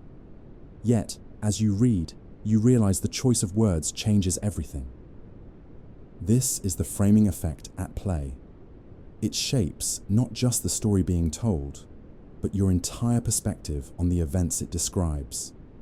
How something is presented often alters what you perceive as truth. weaving a narrative that influences your beliefs and emotions. Consider how framing operates in daily life, coloring your interpretations of people, ideas, and events. The political realm embodies this phenomenon, where similar facts are spun into narratives that polarize. News becomes a battleground, and each side dons a costume, cloaking reality beneath layers of presentation. As you sift through information, you become aware of how narratives are crafted. Each frame alters your perception ever so slightly, creating a mosaic of truth that may or may not reflect the actual happenings. This realization stirs a conflict within you. In an age flooded with information, how do you discern reality from the dance of frames? Do you fall prey to the neatly packaged stories or exercise skepticism? The very act of defining truth is distorted by the frames you adopt. Each lens narrows your vision, obscuring the broader context that gives meaning to the details. Framing also seeps into personal experiences and relationships. How you present your own stories shapes not only others' perceptions, but your understanding of self. A narrative of triumph can feel empowering. Conversely, one tinged with defeat can suffocate potential. This invites deeper reflection. Which stories are you allowing to influence your identity? Are you adopting narratives crafted by others, or are you asserting your own? As you grapple with these frames, a glimmer of awareness shines through. Recognizing the framing effect becomes a tool for liberation. You learn to peel away layers, unearthing the motivations behind each narrative construction. In doing so, you reclaim agency over how you choose to perceive the world. Navigating reality amid a myriad of frames invites you to cultivate curiosity. Questioning assumptions and seeking diverse perspectives forms a bridge to clarity. In this exploration, you may discover truths rich in complexity, embracing the multifaceted nature of existence. Each time you encounter a frame, you can choose to question its validity, searching beyond the surface to discern what lies beneath the costume. And the void stares back. Mind as pattern recognizer. Seeing what isn't there. Your mind is a master at spotting patterns, piecing together fragmented information into coherent narratives. Yet, this talent, while remarkable, often leads you astray. You find yourself trapped in the labyrinth of recognition, where the mind fills gaps with assumptions. What happens when seeing patterns overrides reality? From childhood, you've been conditioned to identify relationships and categorize experiences. This ability serves you well, creating tools to navigate the world. Yet, the same mechanism can deceive you, leading to errors in judgment. In a noisy cafe, patterns emerge in conversations. You hear fragments and predict endings, but rarely contemplate the nuances unfolding in each individual's narrative. This inclination manifests vividly in your interpretations of daily life. You notice a familiar similarity between two strangers, and suddenly you're convinced they share a connection. The mind constructs stories, weaving intricate tapestries of possibility while overlooking the raw, unfiltered truth. Each clarity seems like a message, yet often it serves only to reinforce biases and assumptions. Consider the implications of this pattern-seeking behavior. It influences relationships, propelling you to conflate actions and reactions based on parallels drawn from previous experiences. This often leads to misunderstandings, igniting conflict where connection could thrive. The delicate dance of life rapidly becomes a cacophony of preconceived notions, tangled in expectation. Yet, within this complexity lies an opportunity for growth. Recognizing the patterns means also acknowledging the power of distortion. The discomfort of uncertainty allows you to step back, to question whether you're seeing reality or merely projecting your own narratives onto others. In doing so, you can peel away layers of recognition to reveal the rawness of each experience, unencumbered by past assumptions. Cultivating mindfulness fosters clarity, allowing you to witness experiences without the urgency to impose structure. In these moments, you learn to appreciate the beauty of ambiguity, engaging with the present as it unfolds, rather than forcing it into familiar forms. The mind's talent as a pattern recognizer can then become a tool for connection rather than division, enabling you to embrace the multifaceted tapestry of existence. And the void stares back. Information diet. You are what you consume. You scroll through a sea of images and words, each post demanding your attention. Yet, what do they feed? Your mind is a fertile ground, an ecosystem nurturing thoughts, emotions, and beliefs. The concept of an information diet highlights an unsettling truth. What you consume shapes not only your understanding of the world, but also the very framework of your identity. In the digital age, the flood of information can feel overwhelming. You choose what to engage with, filling your mind with news, opinions, and narratives that resonate. Yet, like a diet, the quality of what you consume matters deeply. Junk information, laden with sensationalism and superficiality, clouds judgment and taints perceptions. The nutrient-rich content often lies obscured beneath the surface, overshadowed by the noise. Reflecting on your consumption habits reveals challenges. Are you investing your attention in diverse perspectives, or are you gravitating toward familiar echoes that reinforce your beliefs? As you wade through the endless stream of content, the risk arises that your worldview shrinks to the confines of your preferences. The like button can become both a beacon and a cage, isolating you in your affirmations while stifling growth. The awareness of your information diet invites you to cultivate a healthy balance, actively seeking out different viewpoints, fostering curiosity, and resisting the allure of sensationalism.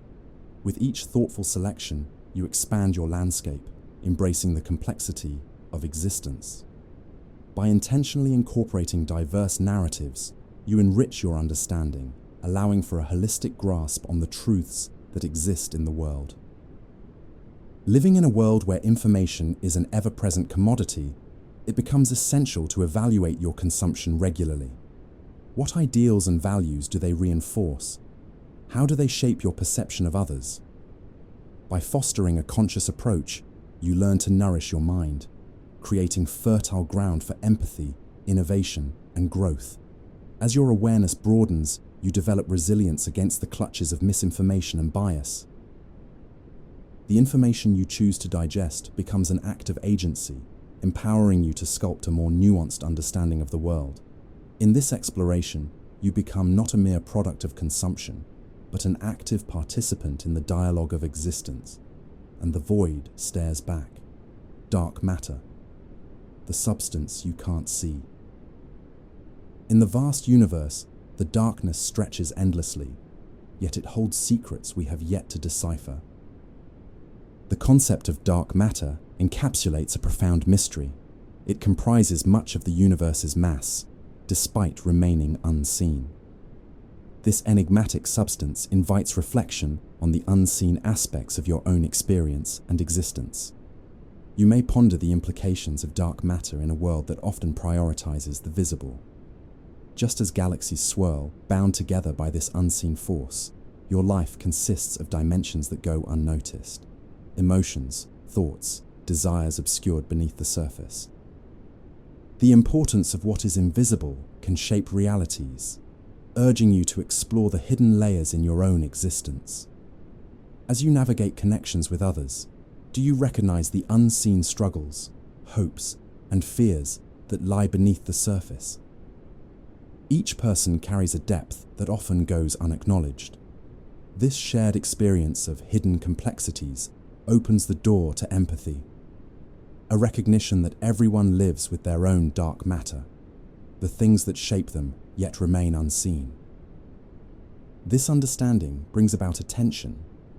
While society often champions the visible, it is the unaccounted emotions that shape relationships and interactions. You grapple with the awareness that the most profound elements often lie beyond the superficial, and the urge to break through the barriers formed by silence grows stronger. As you delve deeper, a realization emerges. Acknowledging dark matter can lead to transformative connections. By engaging with the unseen, You foster vulnerability and authenticity in relationships, creating space for deeper understanding. It involves embracing that which is hidden, whether in yourself or in others, inviting conversation that penetrates the shadows. Navigating life with an awareness of dark matter cultivates resilience and insight. You learn to seek and honor the complexities that underlie existence, understanding that what we cannot see defines us just as much as what we can. The unseen invites engagement with the layers of reality that make life rich and deeply interconnected, and the void stares back. The observer effect. You change what you watch. You sit back and observe the world surrounding you, contemplating how your very presence alters the scene before you. This is the observer effect, where awareness itself transforms reality. As you engage with this concept, you grapple with the understanding that mere observation can alter the course of events. In the realm of physics, the act of measurement influences outcomes, demonstrating that the observer is never a neutral entity. You ponder how this notion transcends the scientific arena and seeps into daily life. Each thought and interaction casts ripples through the relationships you build and the experiences you share. As you navigate human connections, consider the impact you have on others. Do they feel your gaze, your attention? When you actively engage, new dynamics emerge, shifting the atmosphere in subtle yet profound ways. You may inspire confidence in a coworker, illuminate fear in a friend, or evoke gratitude in a stranger. Each moment becomes a dance shaped by intent and presence. Yet, the observer effect prompts reflection on the responsibility that accompanies awareness. The choices you make, how you react, what you amplify and diminish in conversation, dictate the landscape of interaction. In being present, you can either foster a culture of openness or inadvertently instill doubt and tension. Navigating life with this understanding compels you to engage mindfully. Each encounter deserves intentionality, inviting you to practice empathy and compassion. You become aware of the threshold where observation merges with influence, shaping the narrative that underlines relationships. In recognizing the observer effect, you embrace the power of consciousness. You become a catalyst for change, realizing that your attention carries weight. By engaging fully with the world and each person within it, you contribute to a collective story enriched by deeper understanding and connection. Awareness expands, reflecting the interconnectedness of being. And the void stares back.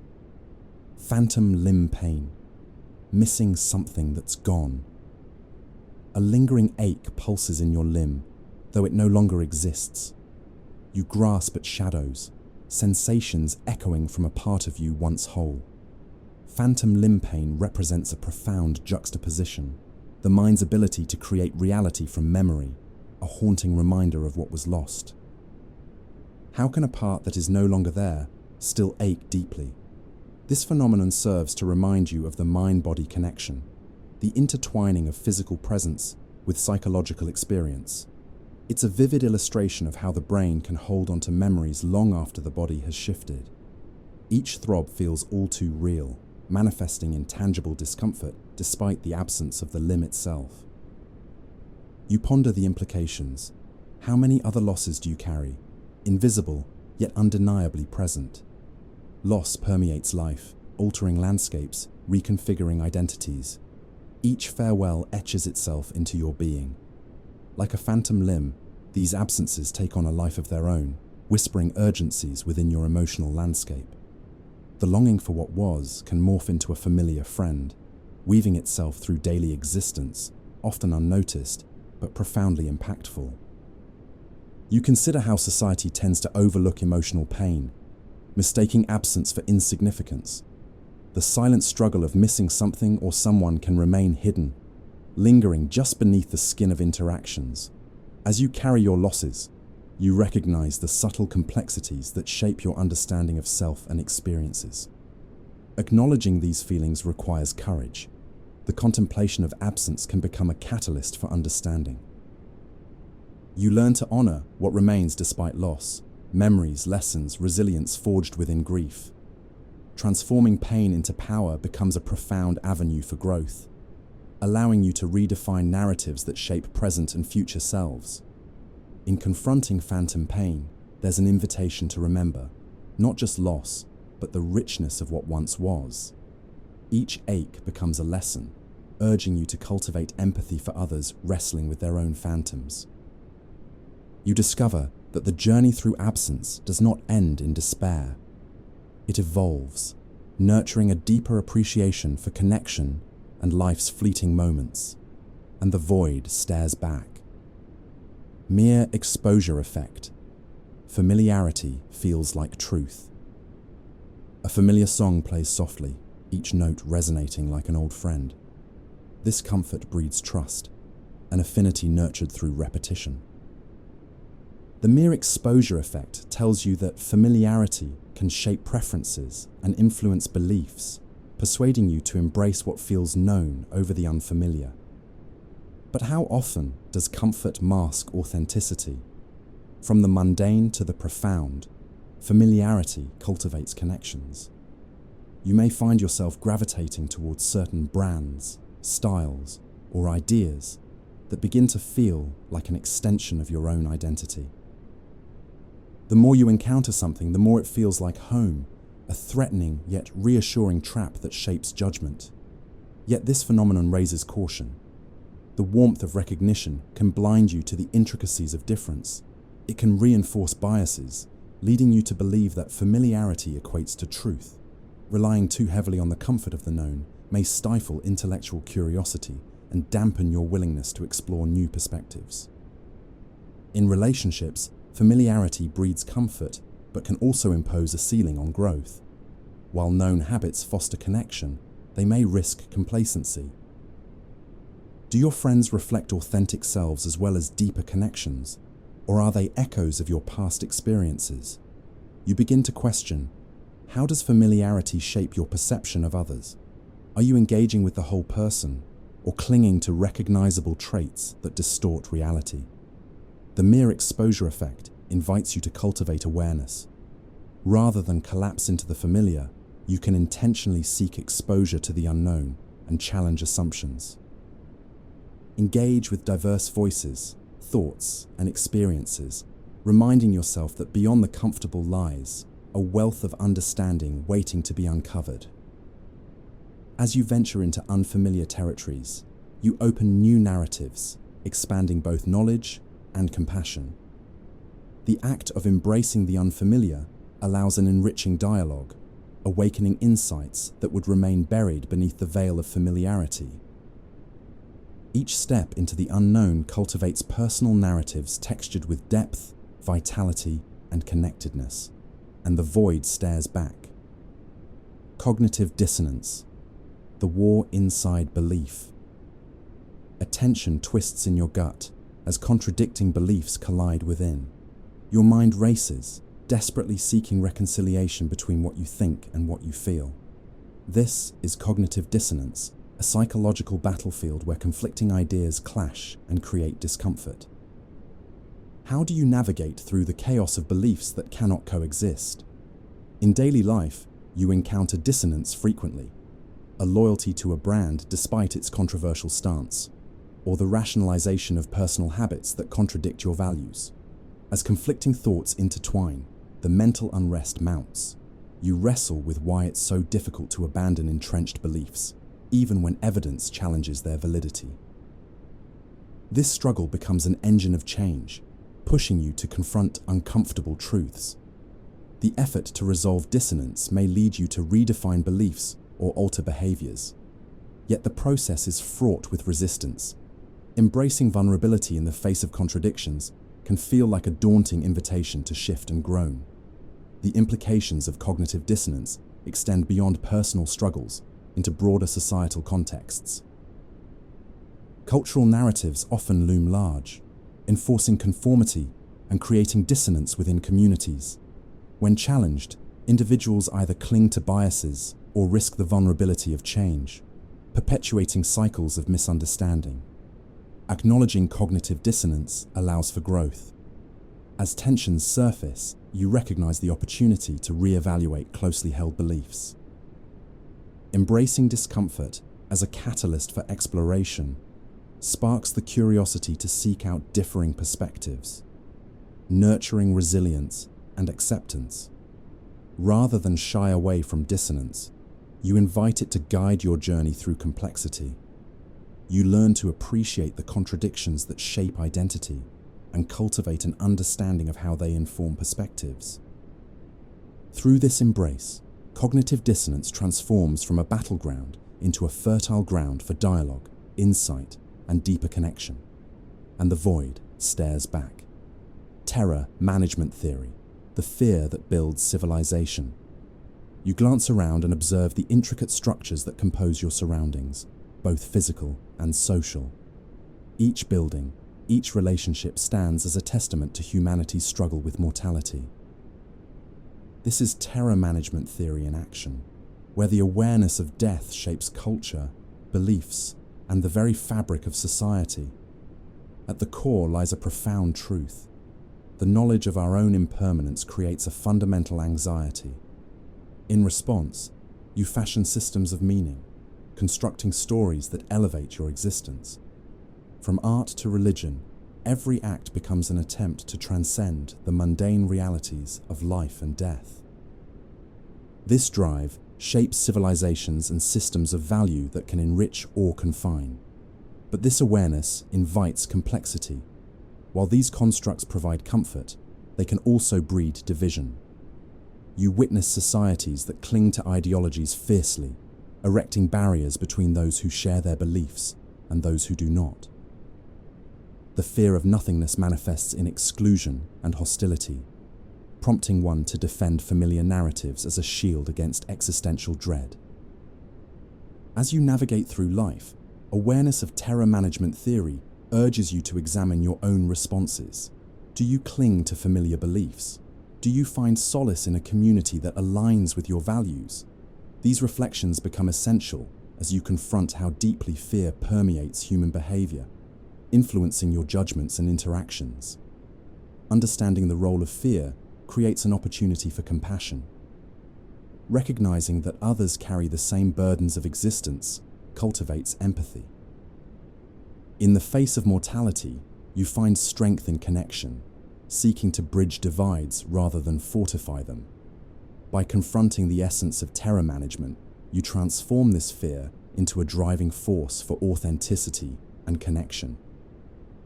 Understanding mortality can summon resilience, empowering you to create meaning not just for yourself, but for all beings. The acknowledgement of fear propels life, inviting you to construct a narrative rich with understanding, compassion, and hope. And the void stares back. The mind-body problem, the ghost inside the flesh. You sit quietly, a tumult of thoughts swirling through your mind. Have you ever wondered how the mind, seemingly ethereal, interacts with the physical body? The mind-body problem probes this intricate relationship, raising profound questions about consciousness, identity, and existence.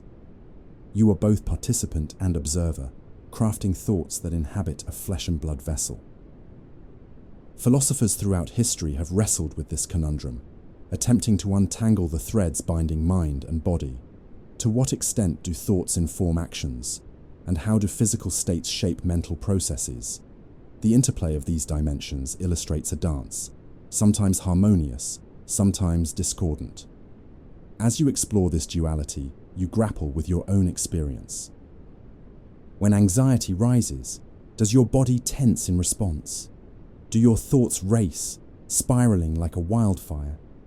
Conversely, when joy fills you, does your heart swell and your body radiate warmth? This exchange reveals the profound connection. One directly influences the other, entwined in a delicate balance that defines human experience. The tension lies in the search for understanding. You may encounter the temptation to view mind and body as distinct entities, struggling to reconcile the complexities of both realms. you confront the ways this separation becomes apparent in the quest for identity. How do you construct your sense of self amid contradictory narratives? Yet, addressing the mind-body problem cultivates awareness. Embracing this duality invites you to acknowledge the wholeness of experience.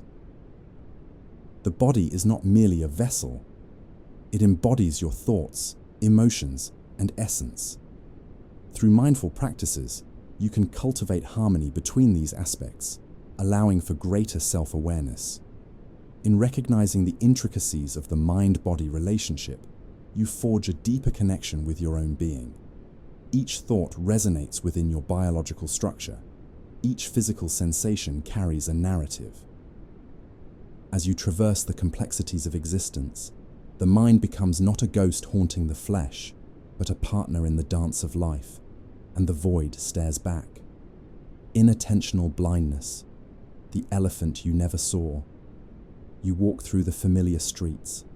The sounds blend, a car horn, a child's laughter, a distant engine. Yet there's something large, looming, embodying presence, obscured by your focus. It's the elephant in the room, unnoticed amid the backdrop of everyday life. Inattentional blindness reveals a narrowness in your gaze. Your mind selects what matters, filtering out the rest. You may miss the beauty of the flowering tree or the weary smile of the stranger. Merely seeking what you deem significant can leave the world richer but barren all at once. Invisible forces guide your attention.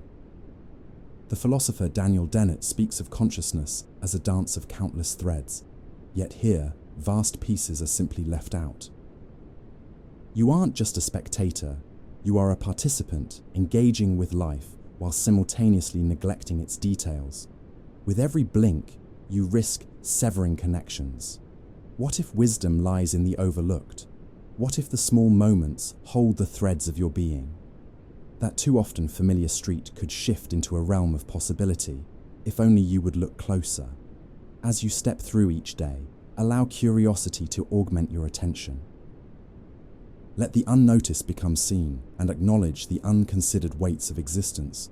There, amid the bustling world, the unseen emotions and stories live, echoing in the silent corners of your experience.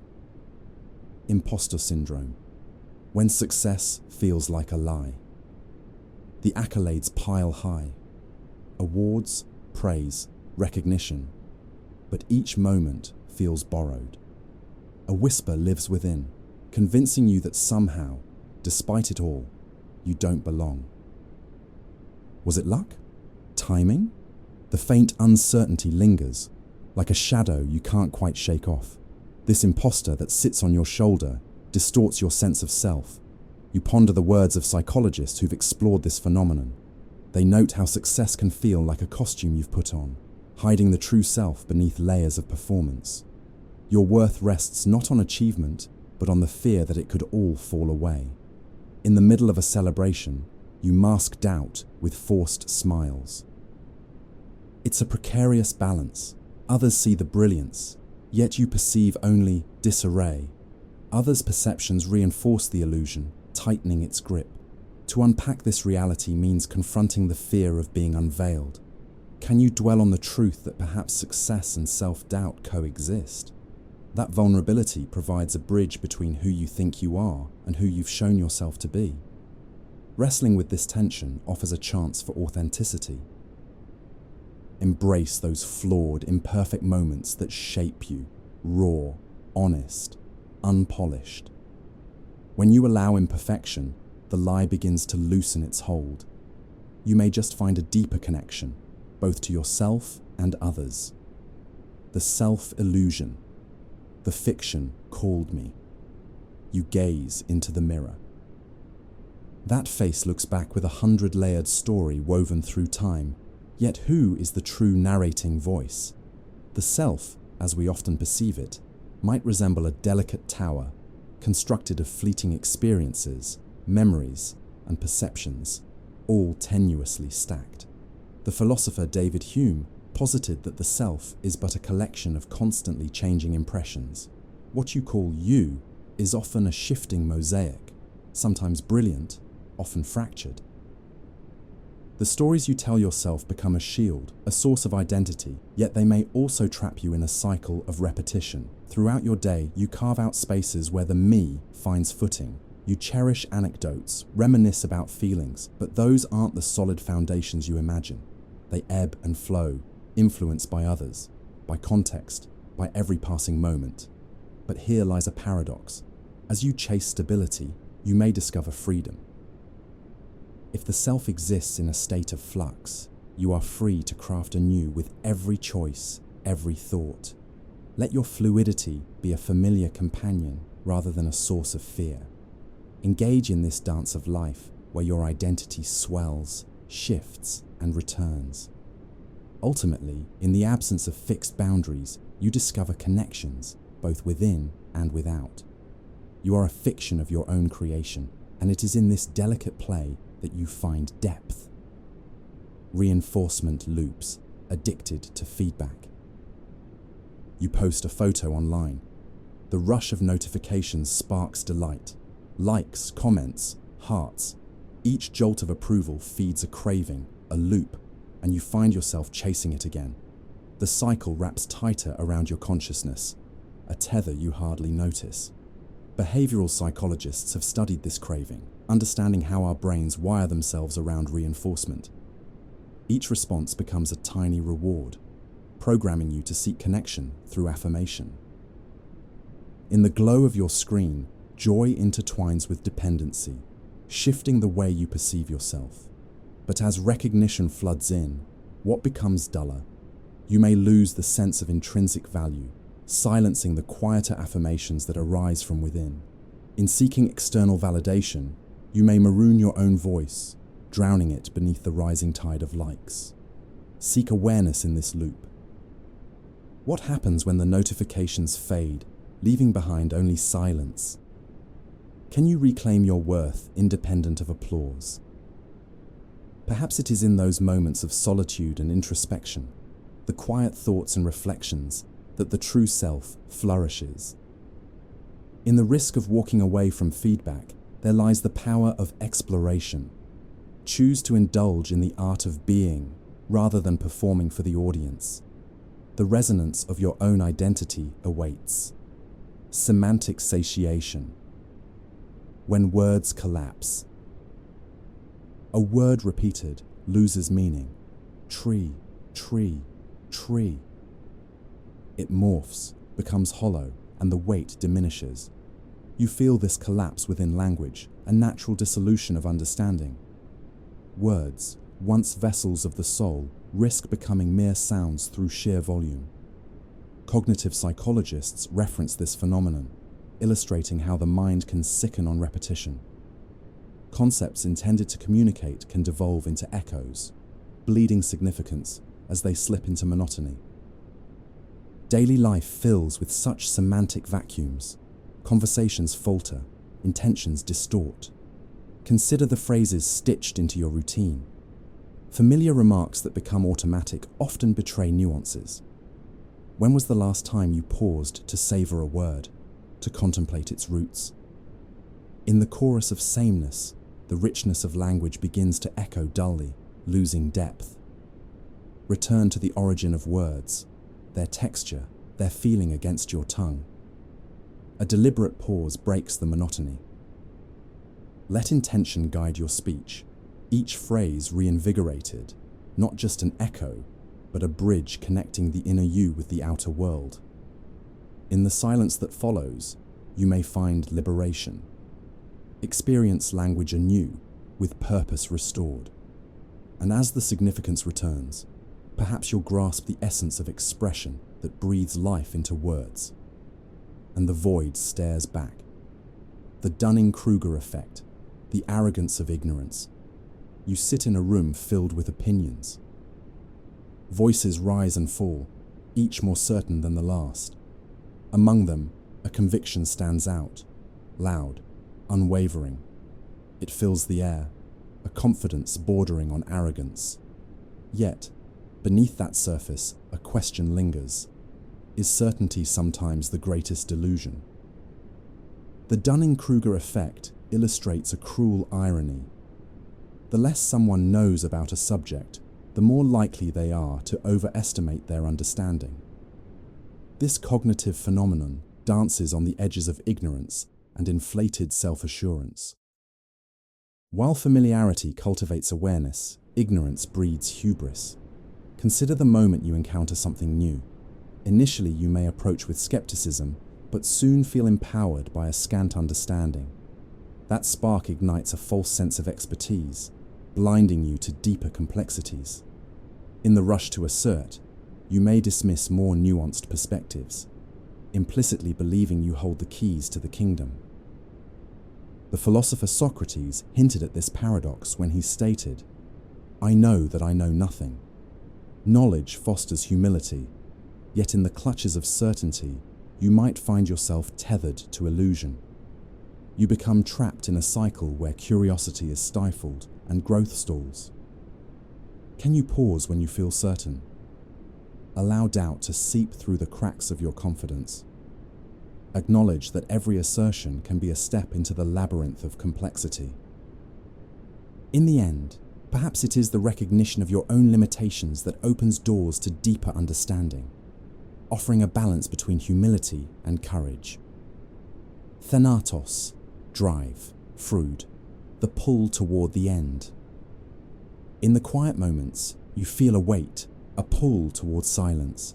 It lurks at the edges of consciousness, the magnetic force of the end. Freud named this drive Thanatos, an attraction to mortality, a longing for peace that lies beyond existence. You felt it. That whisper during sleepless nights, the contemplation of life's impermanence. It unveils a layer of desire intertwined with destruction.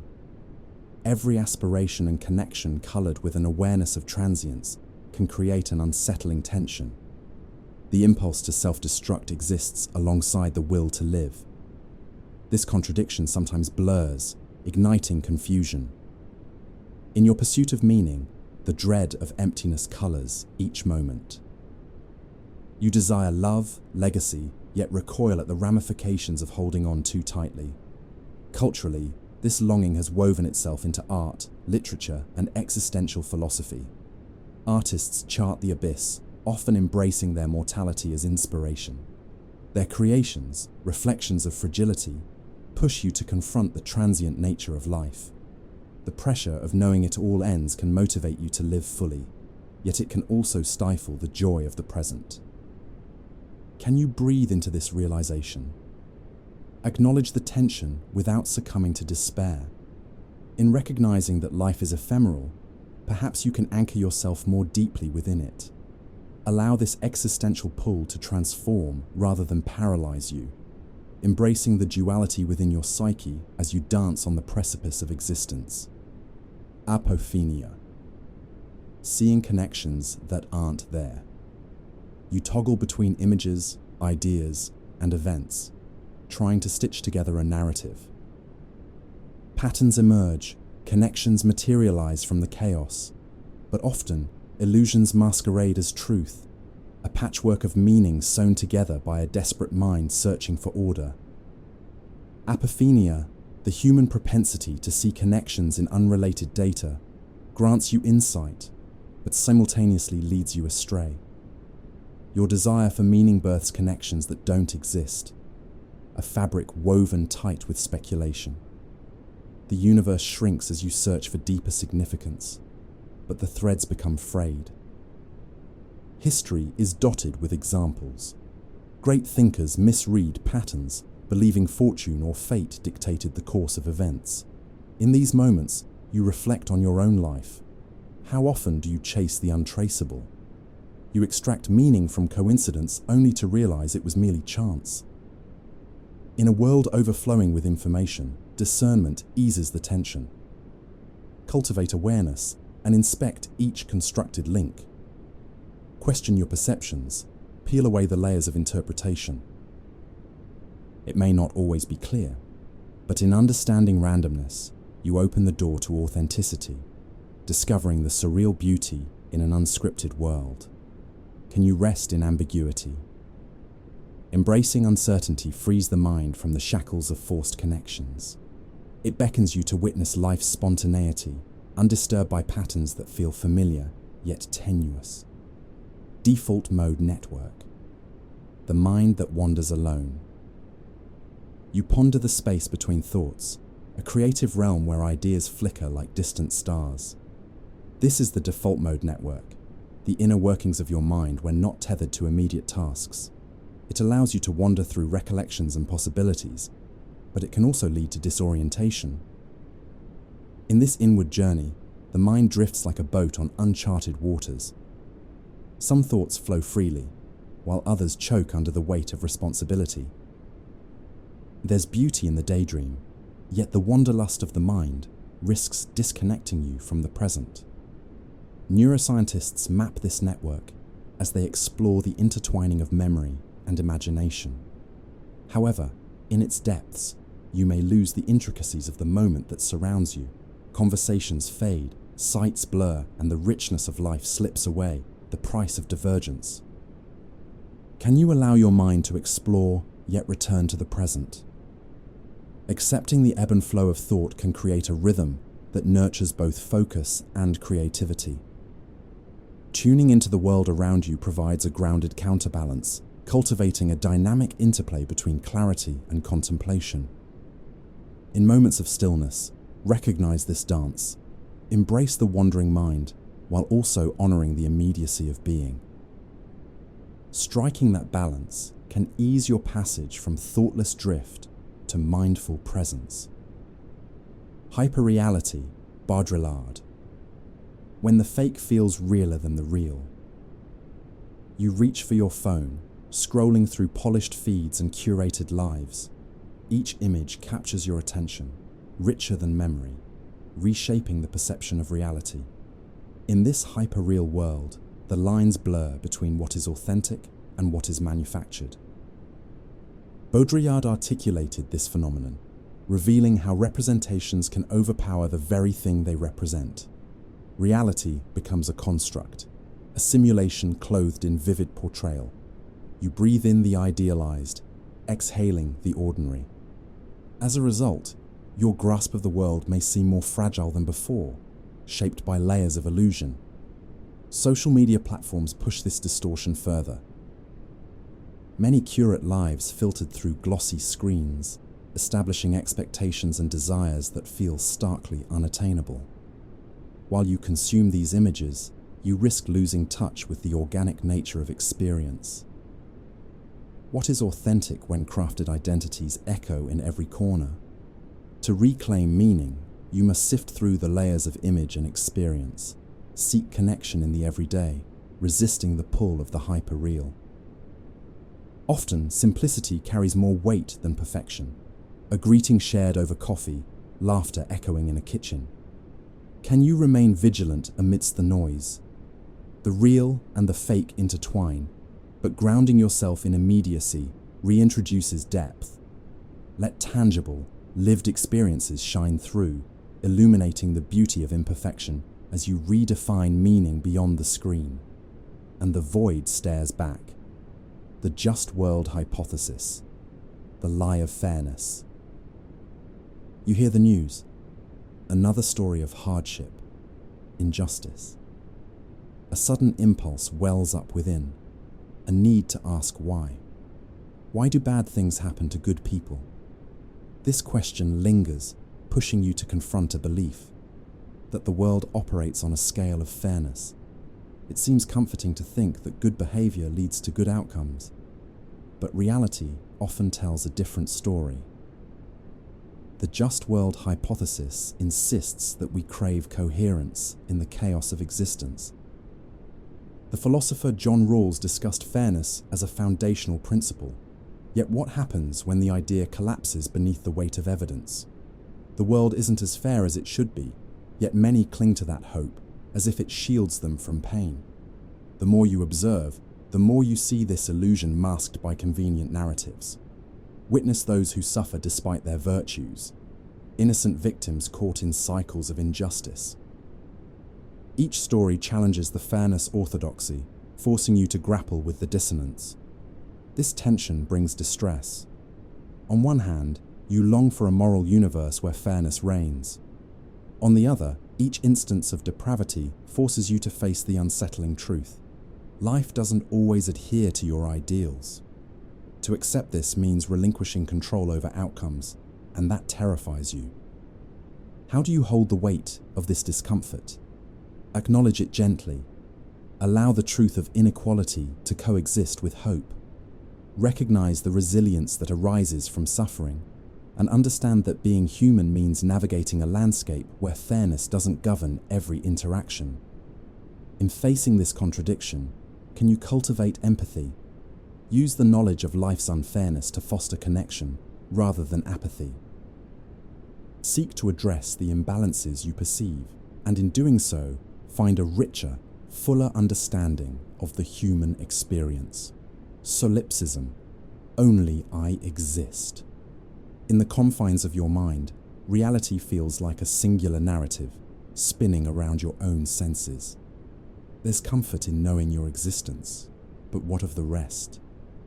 The world outside feels distant, and every conversation echoes the thought that perhaps only your consciousness holds weight. Elevated by Descartes' declaration, cogito ergo sum, clarity comes at a price. The conviction of self creates a fragile border through which empathy struggles to pass. Solipsism, at its core, isolates you amid countless voices. Others exist, yet the conviction of your own reality makes their presence unsettlingly abstract. Another's laughter, their pain, they float in your mind like passing clouds, intangible until grounded through direct feeling. But often, you retreat into your world, encapsulated by thoughts and emotions. There is a security in believing you are the author of existence, yet this perspective can leave you yearning for connection. Imagine stepping beyond this barrier. When you engage with another person, do you acknowledge their reality, or do you let your interpretations refract their presence? In those moments of presence, vulnerability thrives. The more you embrace shared existence, the more expansive life becomes. Seeking understanding requires a shift, a generous leap out of self, where the recognition of another's experience unfolds. The world becomes richer when you acknowledge that each person carries a universe within them, vibrant and full of stories. Can you bridge that distance? The liberation lies not just in your own perception, but in embracing the intricacies of others. Within this tapestry of shared existence, the walls of solipsism dissolve, and you begin to truly inhabit the lives of those around you. Memory reconsolidation. The past is a rewriting. You hold a memory like an old photograph, worn at the edges, colors fading. It has layers, so many layers, that shift each time you revisit it. When you pull back the curtain, the past transforms, its truth malleable and ephemeral. Memory reconsolidation reveals how we reconstruct experiences, not just relive them. Each time you recall an event, you rewrite its script, adding context, emotion, and influence from the present. Thus, the past isn't a fixed narrative. It embodies fluidity, reshaping your identity along the way. This realization can be both freeing and disconcerting.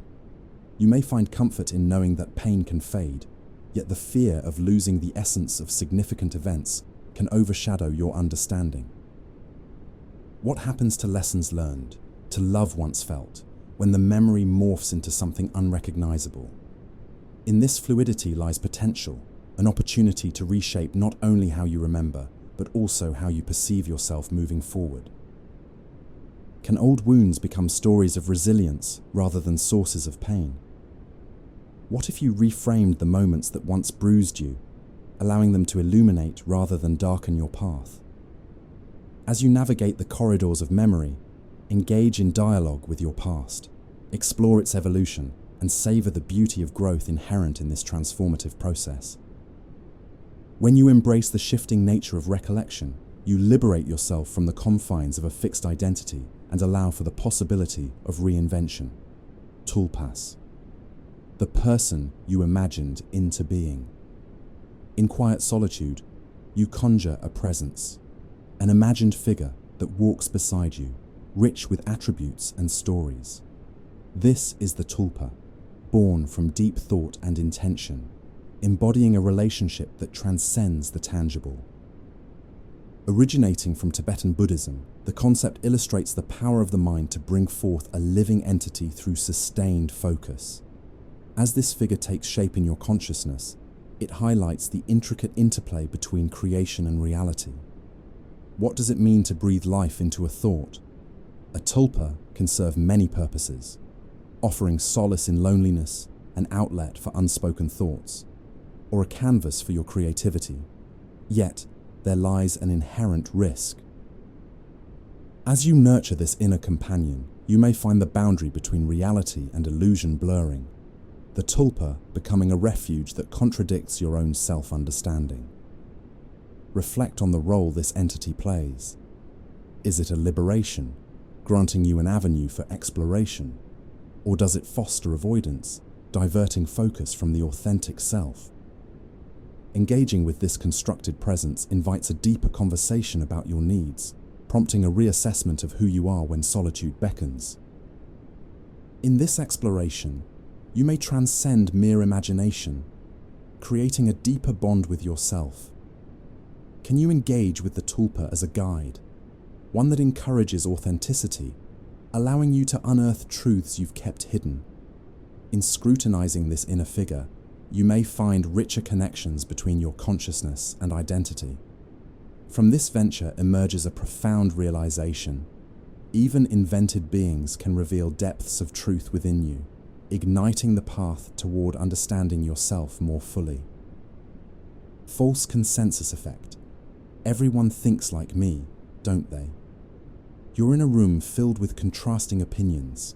Each voice rises, often pulling toward consensus, a sense that your perspective echoes in others' hearts. Yet, beneath this surface lies a contradiction. Everyone thinks differently, but you ennoble the echo chamber within your mind. The false consensus effect leads you to believe that your views reflect a universal standard. Psychologists demonstrate how people tend to overestimate the degree to which others share their beliefs. This thought process bolsters your sense of belonging, yet when confronted with dissent, dissonance surges. Every misalignment between your convictions and reality can be unsettling, shaking the foundation of your assumptions. In social settings, the resulting alienation may tempt you to retreat or speak louder in an effort to validate your perspective. You might ask, what does it mean to truly listen? When difference arises, can you embrace it without conviction faltering? The beauty of discourse flourishes in diversity, each perspective a brushstroke on the canvas of understanding. Challenge yourself to engage more receptively, eyeing personal biases while navigating conversations. As you delve into the beliefs and experiences of others, the narrowness of your view expands. You venture beyond the comforts of consensus, onto the infinitely more rewarding terrain of shared complexity. The world thrives in contradiction and nuance. Can you learn to embrace it? By unraveling the fabric of beliefs, you may illuminate pathways toward deeper understanding, forging connections that withstand the beauty of difference. And the void stares back. Reality testing, psychoanalysis, questioning the mirror. A reflection in the glass catches your gaze, an image you've known but seldom questioned. You recognize the face, perhaps even the contours of thought that shape it.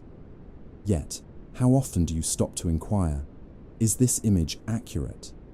What lies beneath the surface, obscured by familiarity?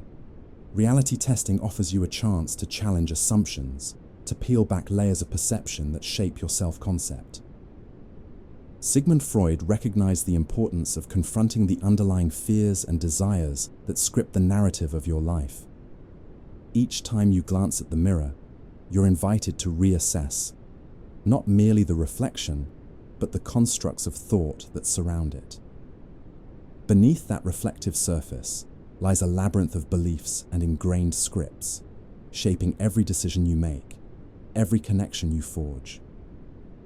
You might find comfort in a well-articulated identity, yet it often lacks authenticity if left unquestioned. How many of your beliefs are truly yours, and how many are echoes received from family, culture, or society? In the act of questioning your own perceptions, can you create clarity? Consider moments of uncertainty when you doubted your judgments. When external inputs clash with your internal narrative, it can provoke discomfort, a powerful catalyst for growth. Each hesitation may spark an opportunity to unearth deeper truths, to redefine who you think you are. Examine that image before you closely. What fears, longings, and narratives feed this reflection? Can you carve space for a more genuine picture of the self, free from the confines of external validation? Reality testing beckons you to become a more alert observer, peeling back the layers of illusion to embrace the true dimensions of your being. Hypnagogia, the border between wake and dream. The moment lies suspended, somewhere between consciousness and surrender. Eyes flutter, the world fades, and you linger in the threshold of sleep. Hypnagogia, that precipice of awareness, unveils a realm where thoughts intertwine with images, and your mind dances freely in a half-formed landscape. As you drift here, the boundaries of rational thought dissolve like mist in the morning sun. You may grasp fragments of ideas, echoes of the day, or dreamlike sequences embellished by the contours of your imagination. The experience blurs reality. There exists both a comfort and a tension in that suspension. For centuries, mystics and artists have sought inspiration from this liminal space. How often do you overlook the richness lying just beneath your awareness? Everyday insights may be masked in the mundane chatter of life, yet in hypnagogia, they breathe freely. Your subconscious bravely confronts that which your conscious mind may avoid, a stirring, a memory, a flicker of inspiration. Yet the return to wakefulness can feel jarring, a sudden pull, back to the day's routines. In acknowledging this tension, can you value the whispers of your thoughts, the potential revelations that arise in that half-awake dream state? To hold space for that transition nurtures both clarity and creativity. Embrace the freedom found at the border. Can you interact with ideas birthed in that suspended moment? By cultivating awareness, you may unearth revelations that escape the rigidity of waking life and set the tone for your day. Déjà vu, memory without origin. You catch a glimpse of familiarity in a moment, yet it eludes definition. Faces, places, sensations. They appear almost linear. Déjà vu transgresses the realms of memory, weaving instances into presence. It beckons you to question your reality, inviting you to explore the essence of time itself.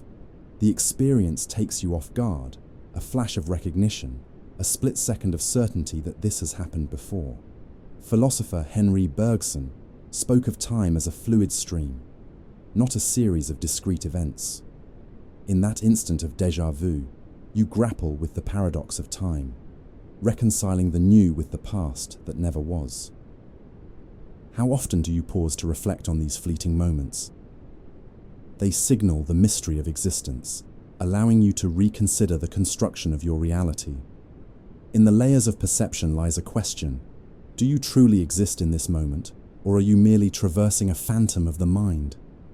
In the interplay of experience and memory, you may uncover hidden truths about your choices, your patterns, and your desires. Each déjà vu offers an invitation to explore the connections of your narrative, embrace the patterns that emerge, and question their origins. Rather than dismissing these moments as illusions, cherish them as prophecies of your subconscious. In this tension between reality and perception, you may find deeper understanding of a self entangled in the fabric of time. Attention residue, you're still partly elsewhere. You sit at your desk, the screen illuminated, yet another part of you lingers over there, somewhere in the last conversation, or perhaps in the uncertainty of what's to come. The mind splits, leaving echoes of unfinished thoughts and the lingering weight of distraction. Attention residue clings to you, the remnants of uncompleted tasks, conversations, and looming obligations.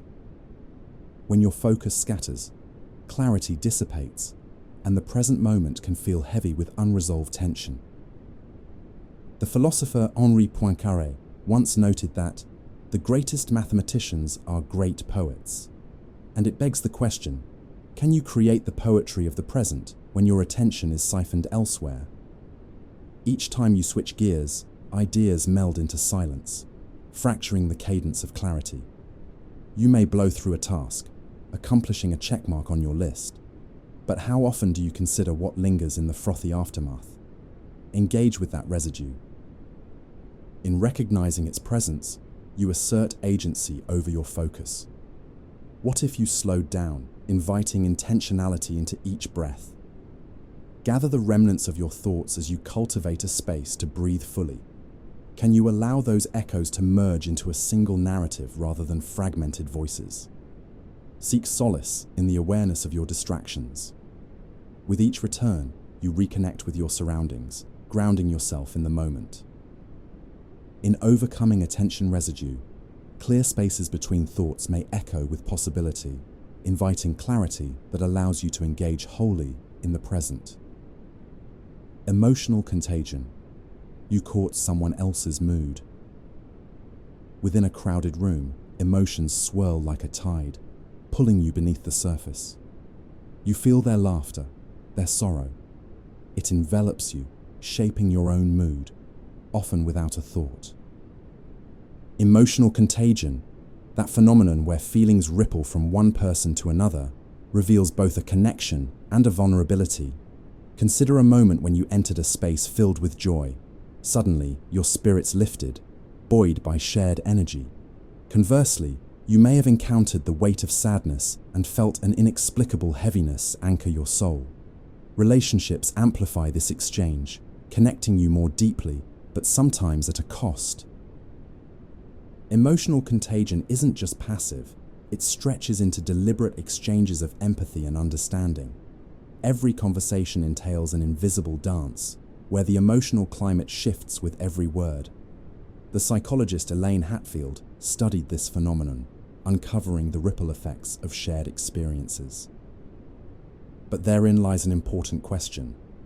Can you discern your emotions from those of others? In nurturing compassion, do you simultaneously risk losing yourself amid the currents? Emotional awareness offers the tools to manage these influences. In moments when emotions wash over you, pause, breathe, and reflect. Are you adopting feelings or engaging meaningfully with them? Recognizing this fluidity allows you to cultivate healthier connections. By grounding in your own emotional experience, you can honor empathy while maintaining boundaries, navigating life's emotional currents with intention and grace. And the void stares back. Neuroplasticity. You are what you repeat. A thought drifts by, echoing loud in your mind. At first, it's an unfamiliar notion, but repetition weighs it down, sculpting it into something more solid, perhaps even familiar. This is the dance of neuroplasticity, the brain's remarkable ability to reshape itself through experience. It beckons the question, are you shaping your mind, or is your mind shaping you? Each experience, every interaction, etches its mark upon the neural pathways. Whether it's a moment of triumph or a whisper of fear, emotions carve channels deep within, often mirroring the patterns you repeat unconsciously. As you navigate life, you learn and adapt, sometimes without pausing to consider the underlying scripts that guide you. Consider the implications of this malleability. You are free to cultivate new thoughts and habits, but what happens when you fall into habitual thinking? The comfort of routine may lull you into complacency, fostering thoughts that may not align with your true self or desired direction. Each reinforcement builds a fortress around your understanding of what you can achieve, who you believe you are. This realization poses a challenge. Can you choose what to repeat? Each time you engage in self-critique, each time you hesitate to act, are you reinforcing a truth or distorting your reality? Flexibility in thought becomes essential. Just as the mind can harden around beliefs, it can also flow into new patterns of thinking with conscious effort. Reflect on the beliefs that anchor you. What stories do you tell yourself about your worth, your abilities, your path? These narratives can become chains or wings, depending on how you shape them. As you strive for change, consider that the process is gradual. Allow for patience in your evolution. Embrace the premise that, with practice, you are empowered to mold your mind rather than passively receiving its patterns.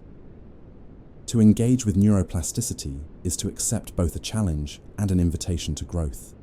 Each thought can be a seed of transformation, leading you to a life more aligned with your authentic self. Ego dissolution.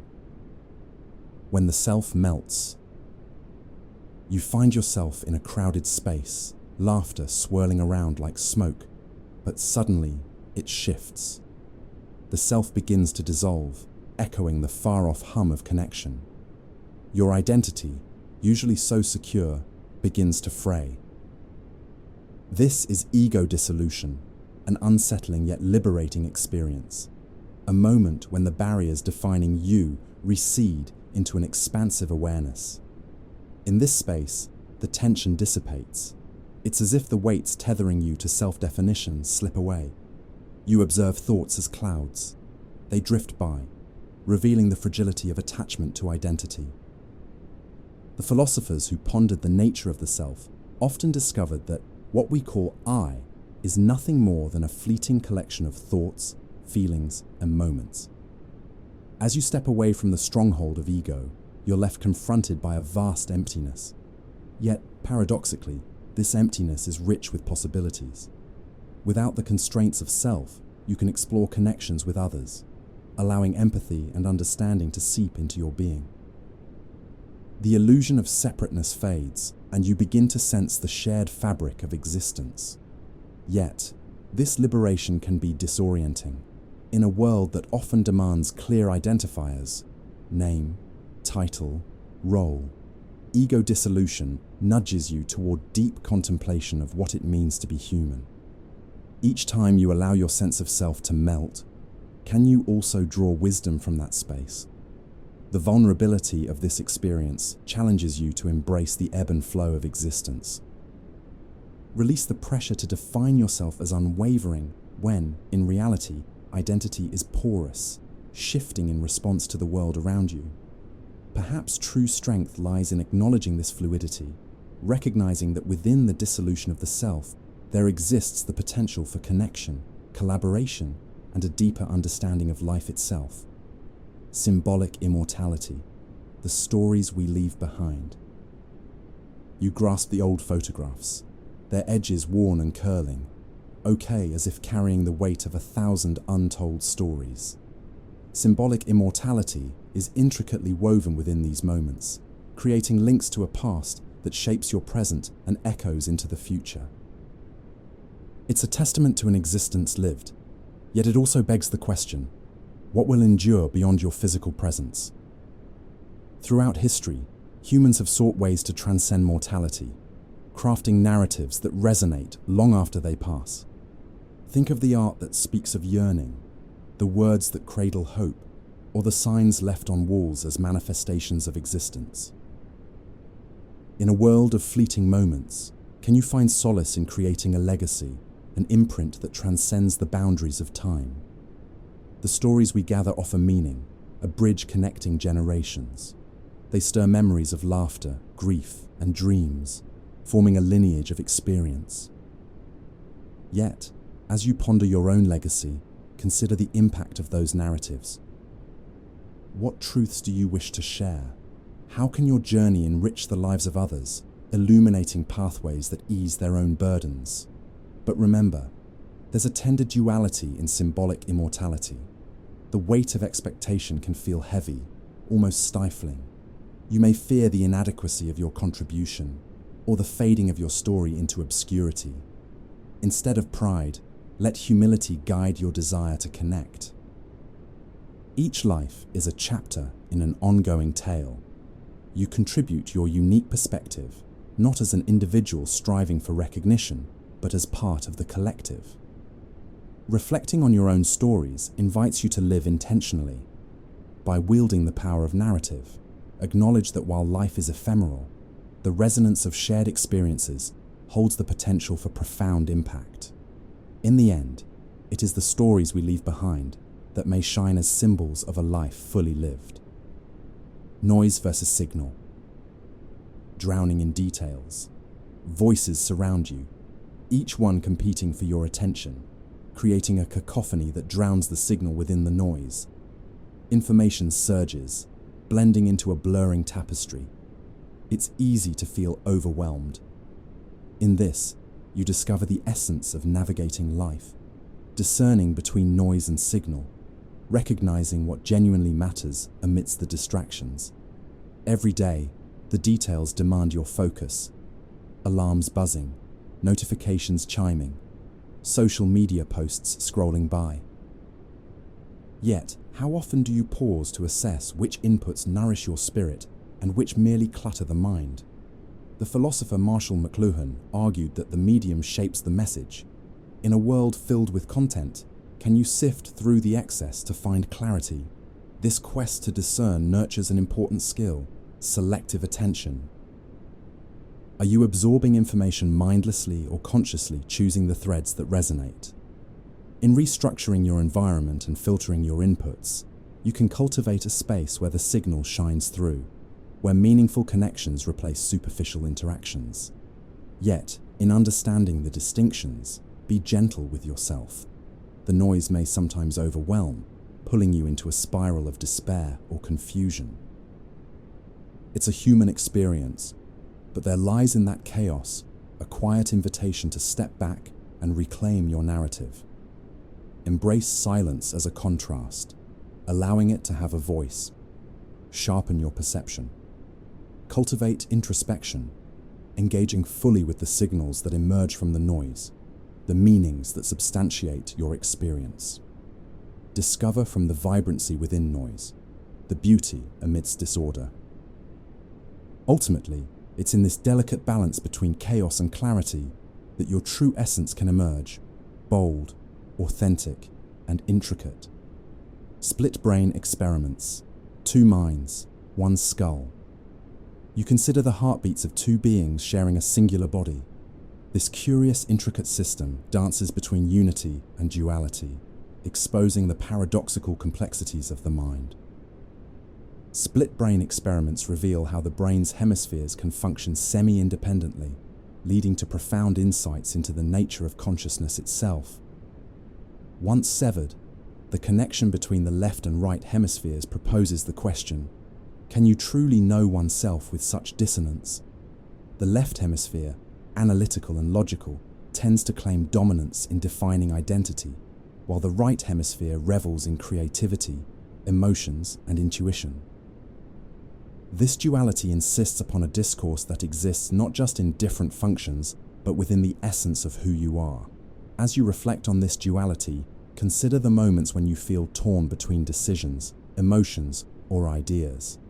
Are you channeling the rationality of your left side, or allowing the vibrant chaos of the right to flow?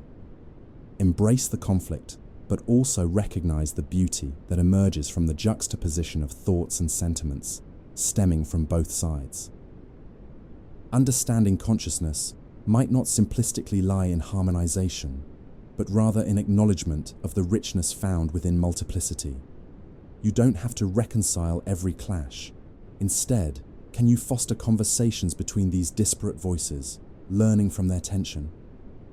Within this complexity lies the essence of being human. It invites deeper engagement with your experience. Strive to validate the range of your emotions, thoughts, and instincts as a continuous dialogue. Embrace the wondrous intricacies of 2 minds, 1 skull, and engage courageously with the full spectrum of your experience. And the void stares back. The gaze. Lacan. Being seen into being. You feel the gaze upon you, an unseen weight puncturing the fabric of your thoughts. It's a challenge, a question of existence. Are you truly seen? Through Lacan's lens, this gaze is not merely an observation, but an assertion of identity, a powerful force shaping the way you perceive yourself and your surroundings. Imagine sitting in a crowded cafe, surrounded by strangers. Conversations buzz around you, yet each look can alter your sense of self. With every glance, you catch reflections of who you are, who you aspire to be, and who you fear to be. This gaze refracts your identity, distorting your true essence, often compelling you to perform rather than simply exist. Within this dynamic, a contradiction surfaces. When you seek validation through the eyes of others, you may inadvertently surrender your authenticity. The rich tapestry of who you are risks becoming woven from external expectations, not personal truths. Every moment you seek approval dilutes your essence, entangling your identity in a web of perception. Yet the gaze also presents a chance for liberation. By recognizing this interplay, you can reclaim your narrative. Consider those rare instances when vulnerability emerges, when someone sees you beyond the surface, beyond the roles you play.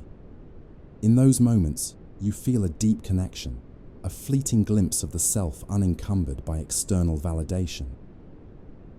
Instead of succumbing to the demands of perceived gaze, can you shift your focus inward? Challenge the assumptions surrounding your identity while acknowledging the multitude of reflections present within you.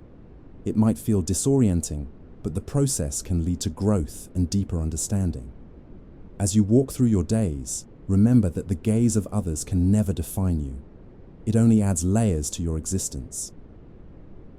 What matters is the dialogue you cultivate with yourself, the identity you create when the eyes are off you. Backfire effect. Belief grows when attacked.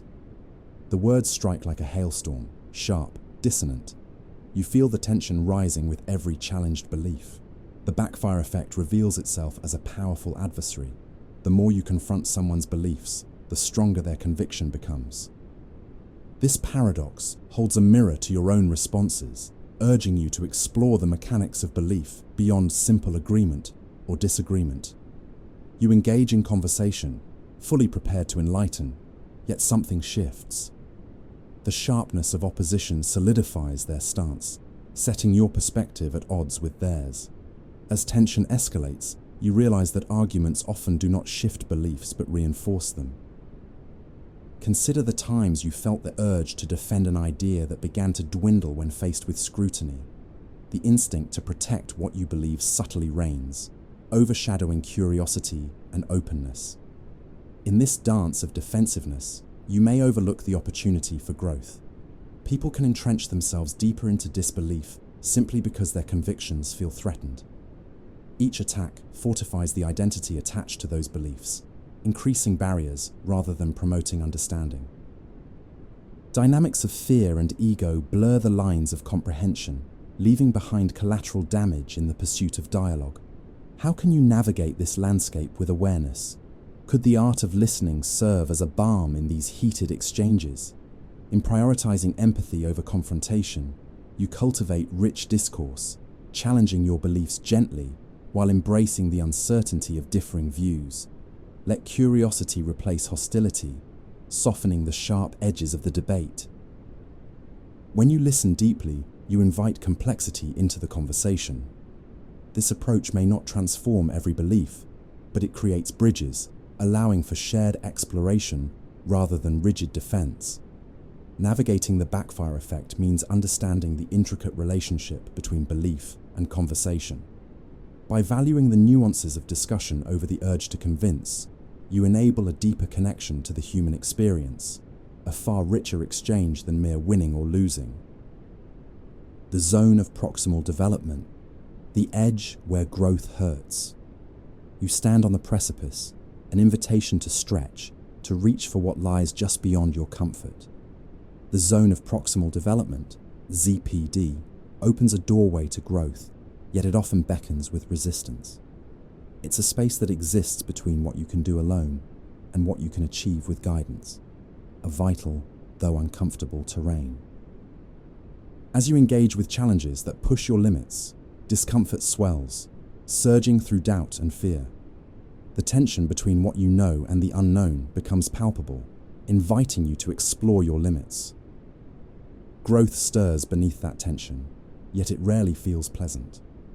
This delicate balance of aspiration and anxiety reflects the pioneering work of psychologist Lev Vygotsky. He emphasizes that learning thrives in this zone, through collaboration and support, where potential is unlocked.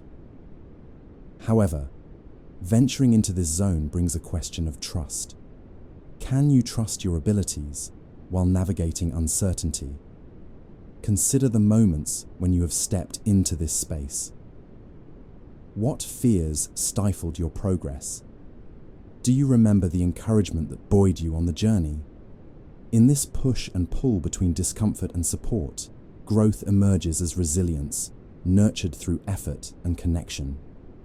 To thrive in the ZPD, cultivate openness to vulnerability.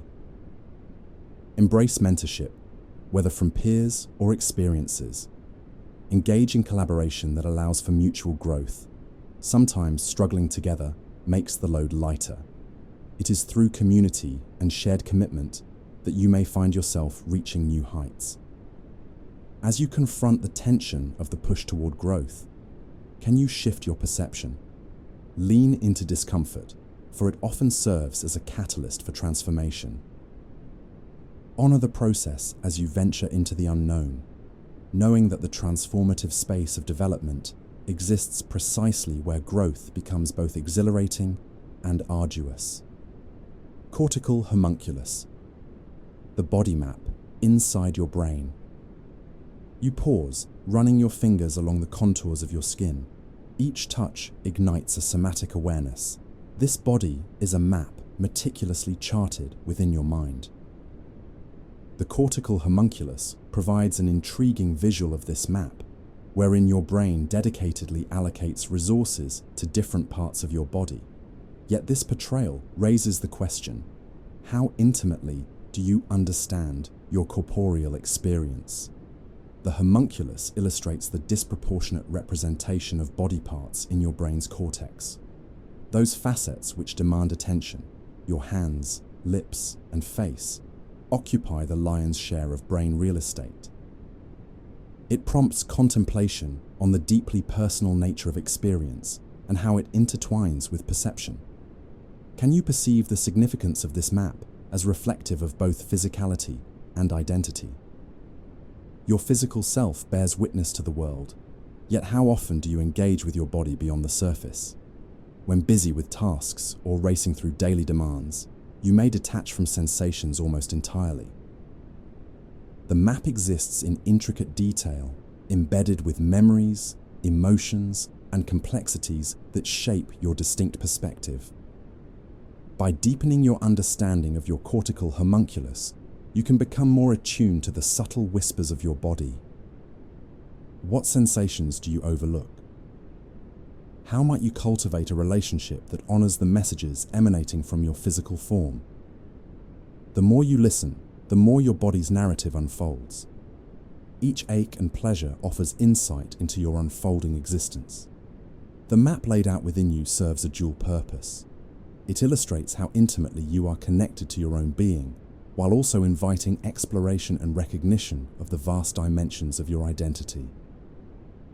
In engaging fully with this bodily landscape, you may find a sense of grounding and wholeness that nourishes your experience. Learned helplessness, giving up before the fight. A lingering heaviness settles in, a weariness that erodes your resilience. You attempt to rise, to propel yourself anew, yet the weight of doubt grows more potent. This is learned helplessness, a cycle where past failures dictate future actions, where you become immobilized by despair. In the early days of psychological experimentation, Seligman and his team discovered the paradox of helplessness. Subjects conditioned to feel powerless ceased to act even when opportunities for change emerged. This insight unveils a chilling reality. When faced repeatedly with uncontrollable circumstances, hope falters, and so too does the will to struggle. Consider times when you felt paralyzed by circumstance. Do you remember the moments when uncertainty and past failures loomed larger than potential for success? Within this space of lethargy, ambition often takes a back seat to resignation. You may start to internalize defeat as a narrative, leading to a belief that personal effort holds no power. The powerful realization resides in the recognition that while you may not control your situation, you can control your response. The essence of learned helplessness invites you to reassess your agency. Can you identify small choices within your circumstances, gifting yourself permission to act, no matter how minuscule? Start to cultivate the smallest of steps.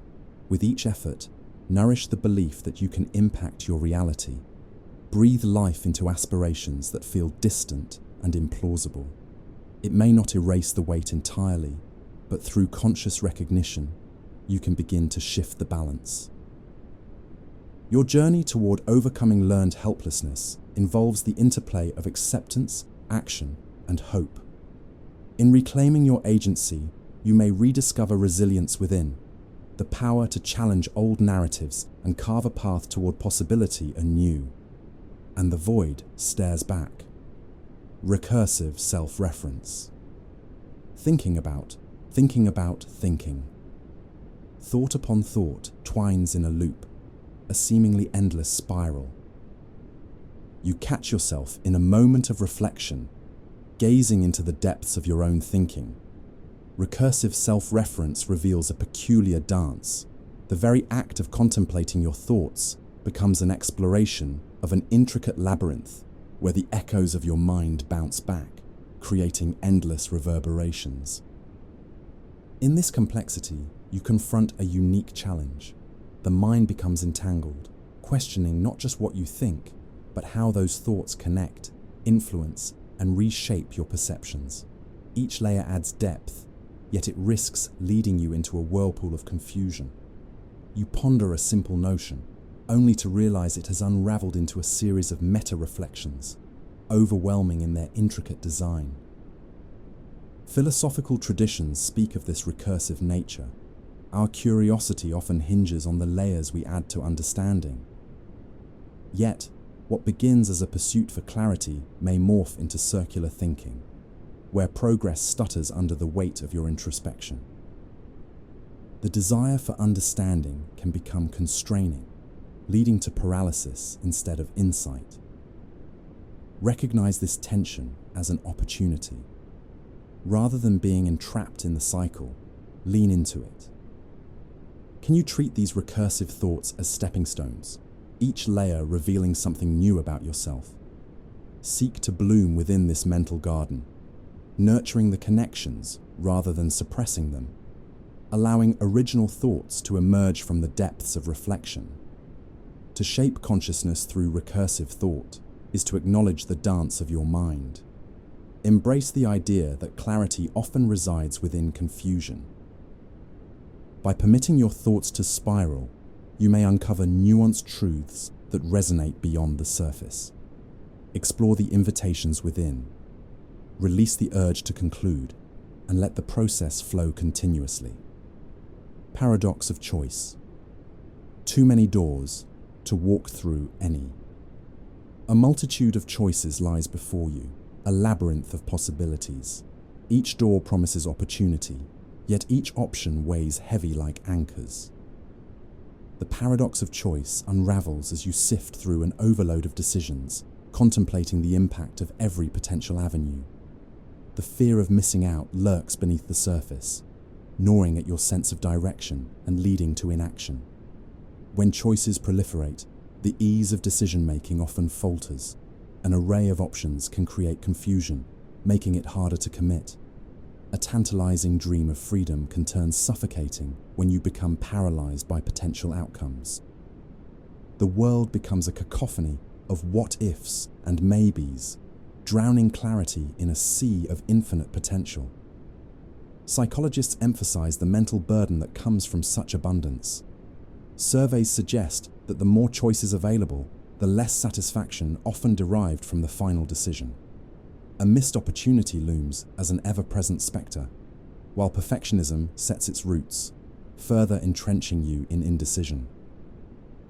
You may ask, how do you regain agency amid this plethora of options? Start by simplifying your landscape. Evaluate your values, anchoring your choices in what truly matters. Distill your motivations to peel away the superfluous. Reflect on what resonates within, rather than what appears desirable from afar. Embrace the notion that not all choices need to yield perfection. Allow space for mistakes. Acknowledging that in every path lies discovery, growth, and experience can relieve some of the pressure. Each decision is simply a step toward a tomorrow, yet unwritten. The true reward resides not solely in the outcome, but in the engagement and creation of meaning along the way. Qualia. The taste of red. Red. Its vivid hue evokes not just a color, but the embrace of experience. Recapture the moment when you first tasted a cherry, the burst of sweetness exploding on your tongue. Qualia summons this sensory intimacy, that raw essence of experience that escapes mere explanation, echoing the profoundly personal nature of perception. Philosophers explore these qualitative experiences as the building blocks of consciousness, emphasizing the importance of subjective sensations. Each experience of red or the taste of something delicious becomes laden with emotions, memories, and interpretations, each woven into the fabric of understanding. Yet, in a world striving for clarity, how do you articulate the richness inherent in your experiences, especially when words feel inadequate? The challenge lies in bridging the chasm between your inner world and the external one. No matter how animatedly you attempt to share your experience, it may still fall short. Words can only approximate the depth of feeling. Each person may taste that cherry differently, shaped by context, memory, or even mood. Can you dive deeper into your own perceptions? Embrace the beauty that resides in experience unfiltered by others' interpretations. What does red mean to you? How can you amplify your sensory experiences, welcoming qualia with open arms and grounding yourself in those moments? Engaging fully with your sensory landscape invites you to explore the nuanced layers of your being. Let qualia guide your journey toward understanding. Each moment becomes a doorway to greater self-awareness. Rather than seeking to explain, let go and simply experience, existing in the richness of sensation. The Overton window, the edge of acceptable thought. You find yourself amidst a swirling discourse where ideas drift in and out of subjective acceptance. In the center of it all lies the Overton window, shifting the parameters of what is deemed acceptable thought. This gateway defines the dynamic landscape of public discourse, positioning certain beliefs within reach while casting others into the shadows. As societal norms sway, so too do the conversations you engage in. The window fluctuates, sometimes expanding, sometimes narrowing. It prompts you to reflect on the nature of belief and acceptance. What thoughts did you hold that were once deemed radical, only to be embraced as conventional over time? Consider the implications of this shifting landscape. When you speak truth to power, how do you navigate the boundaries of accepted thought? Do you adhere to the prevailing winds, or do you allow yourself to challenge them? Contemplating the Overton window evokes a sense of urgency. Society's pace shifts, permitting new ideas to flow in, while sometimes rejecting others outright. In this fluidity, can you cultivate the courage to engage with the fringes of dialogue? Strive to hold space for the unheard and the unconventional, recognizing that these ideas often plant the seeds for future growth. More importantly, how do you position yourself within this dance?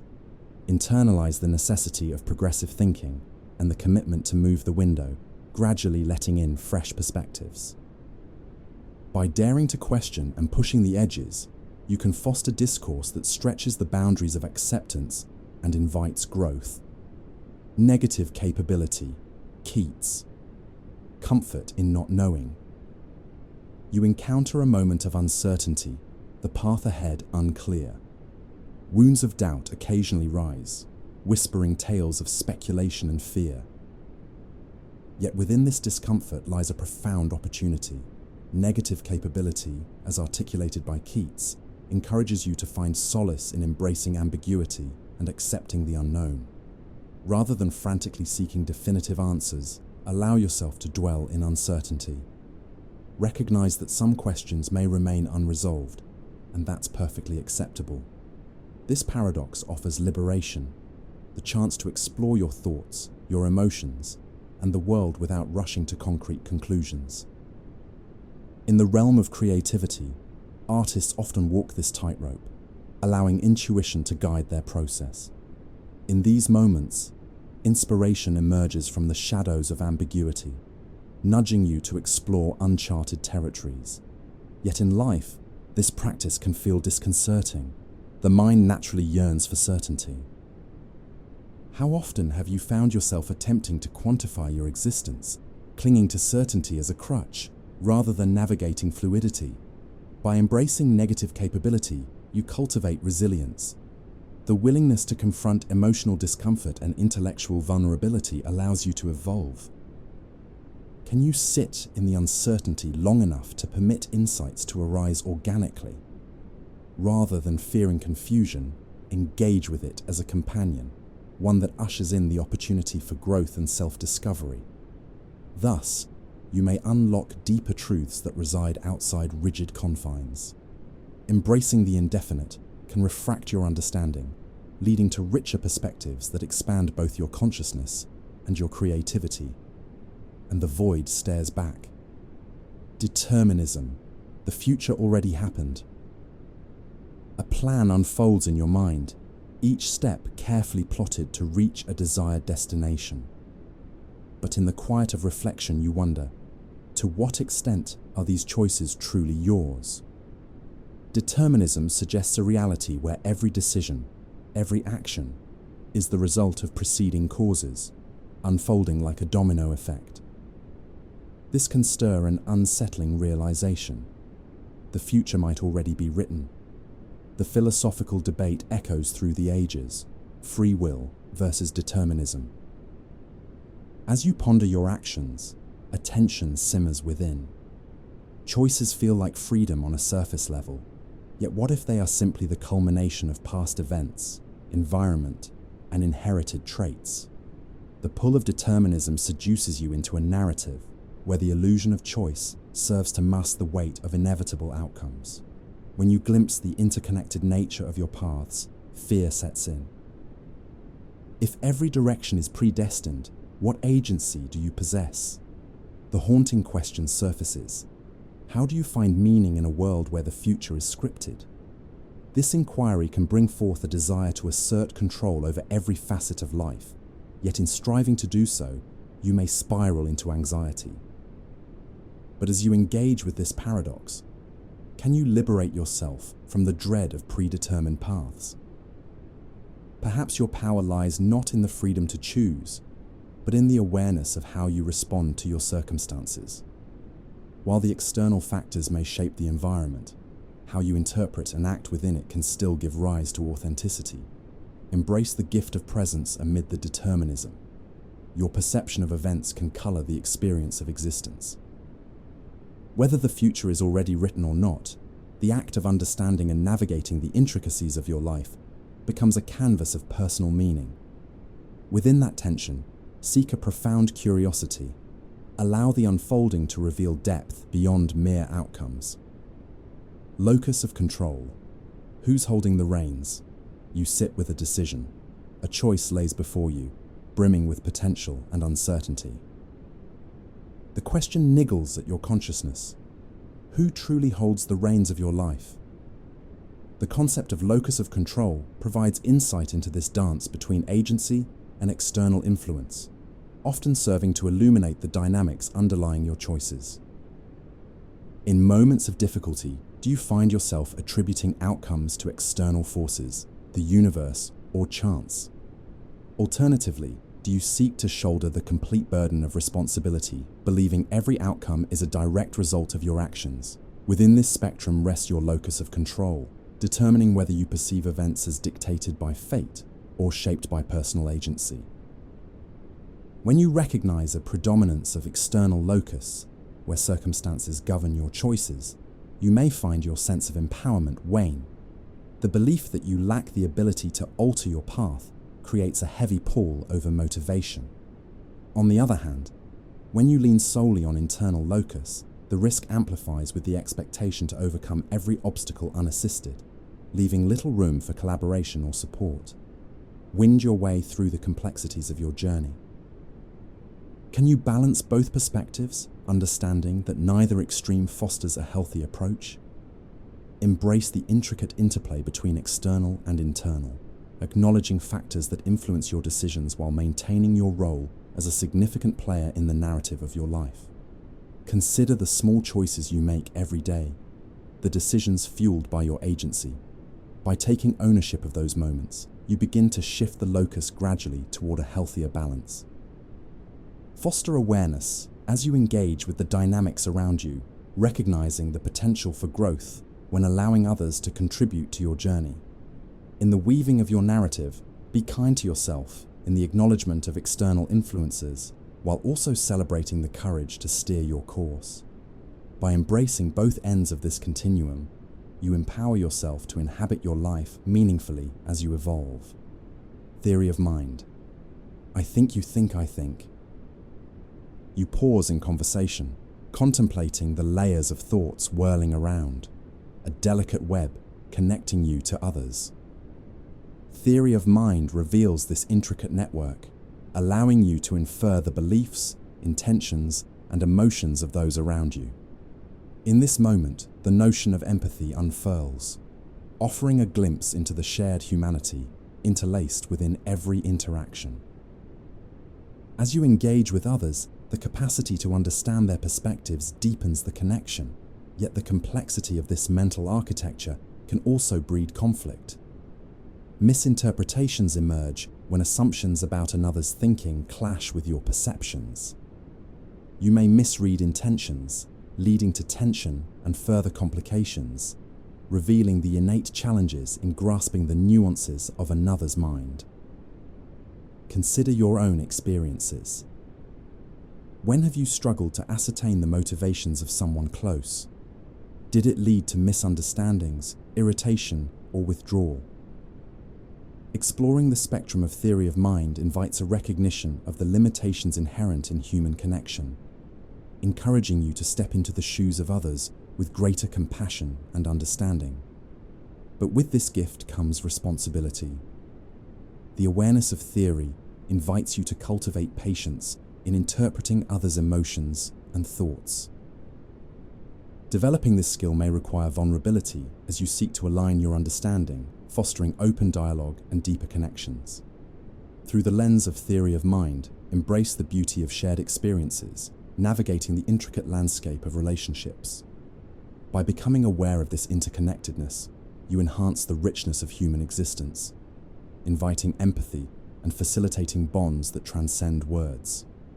Cognitive load theory. When thinking becomes too heavy. You sit at your desk, papers scattered like fallen leaves, each demanding your attention. Thoughts jostle for space in your mind, and suddenly a familiar weight crashes down. It feels like too much. Cognitive load. Theory illustrates this struggle, revealing how mental capacity can become overwhelmed, leading to diminished performance. As tasks stack upon one another, you may find clarity retreating. The burdens of multitasking dull focus, rendering you less effective with each added responsibility. The brain, a finite resource, struggles to manage the cascade of information vying for engagement. You recognize the tension. Pressure mounts, creativity fades, clarity slips away. Within this weight lies an important question. How do you find equilibrium? The key to cultivating cognitive efficiency lies in awareness. Recognize the moments when overload strikes and consider strategies to lighten the load. Prioritize your tasks, breaking them down into manageable segments. Allow yourself to focus deeply on one item at a time, creating space for synthesis rather than confusion. Engage with your mental processes openly, seeking ways to lighten the cognitive burden. Whether through mindfulness, simplicity, or emotional grounding, these practices can cultivate resilience against the heavy thoughts that threaten to overwhelm you. Reflect on your own limits of cognitive capacity. What methods empower you to find clarity amid clutter?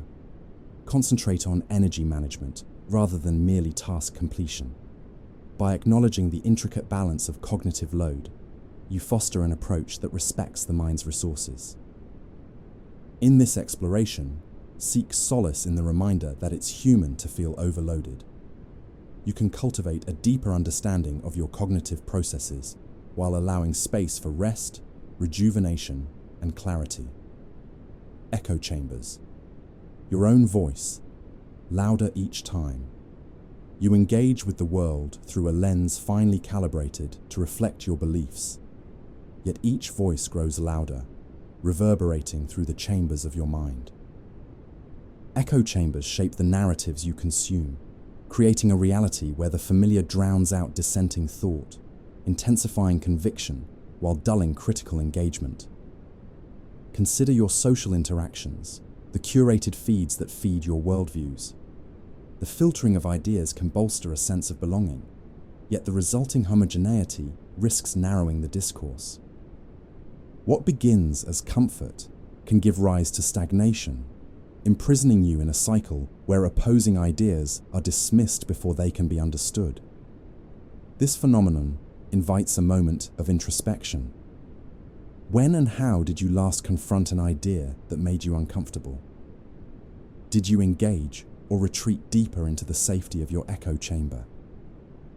Within those walls lies a latent power to reinforce or challenge belief systems. The choice rests with you.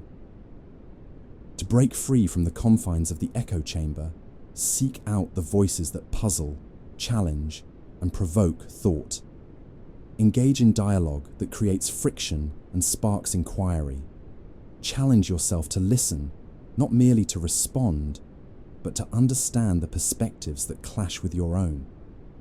In this space, empathy can flourish, bridging contrast and leading to richer conversations. Acknowledge that your views may evolve as you explore unfamiliar ideas. The dynamic between comfort and discomfort creates a fertile ground for growth, allowing understanding to weave through the fabric of opinion. Ultimately,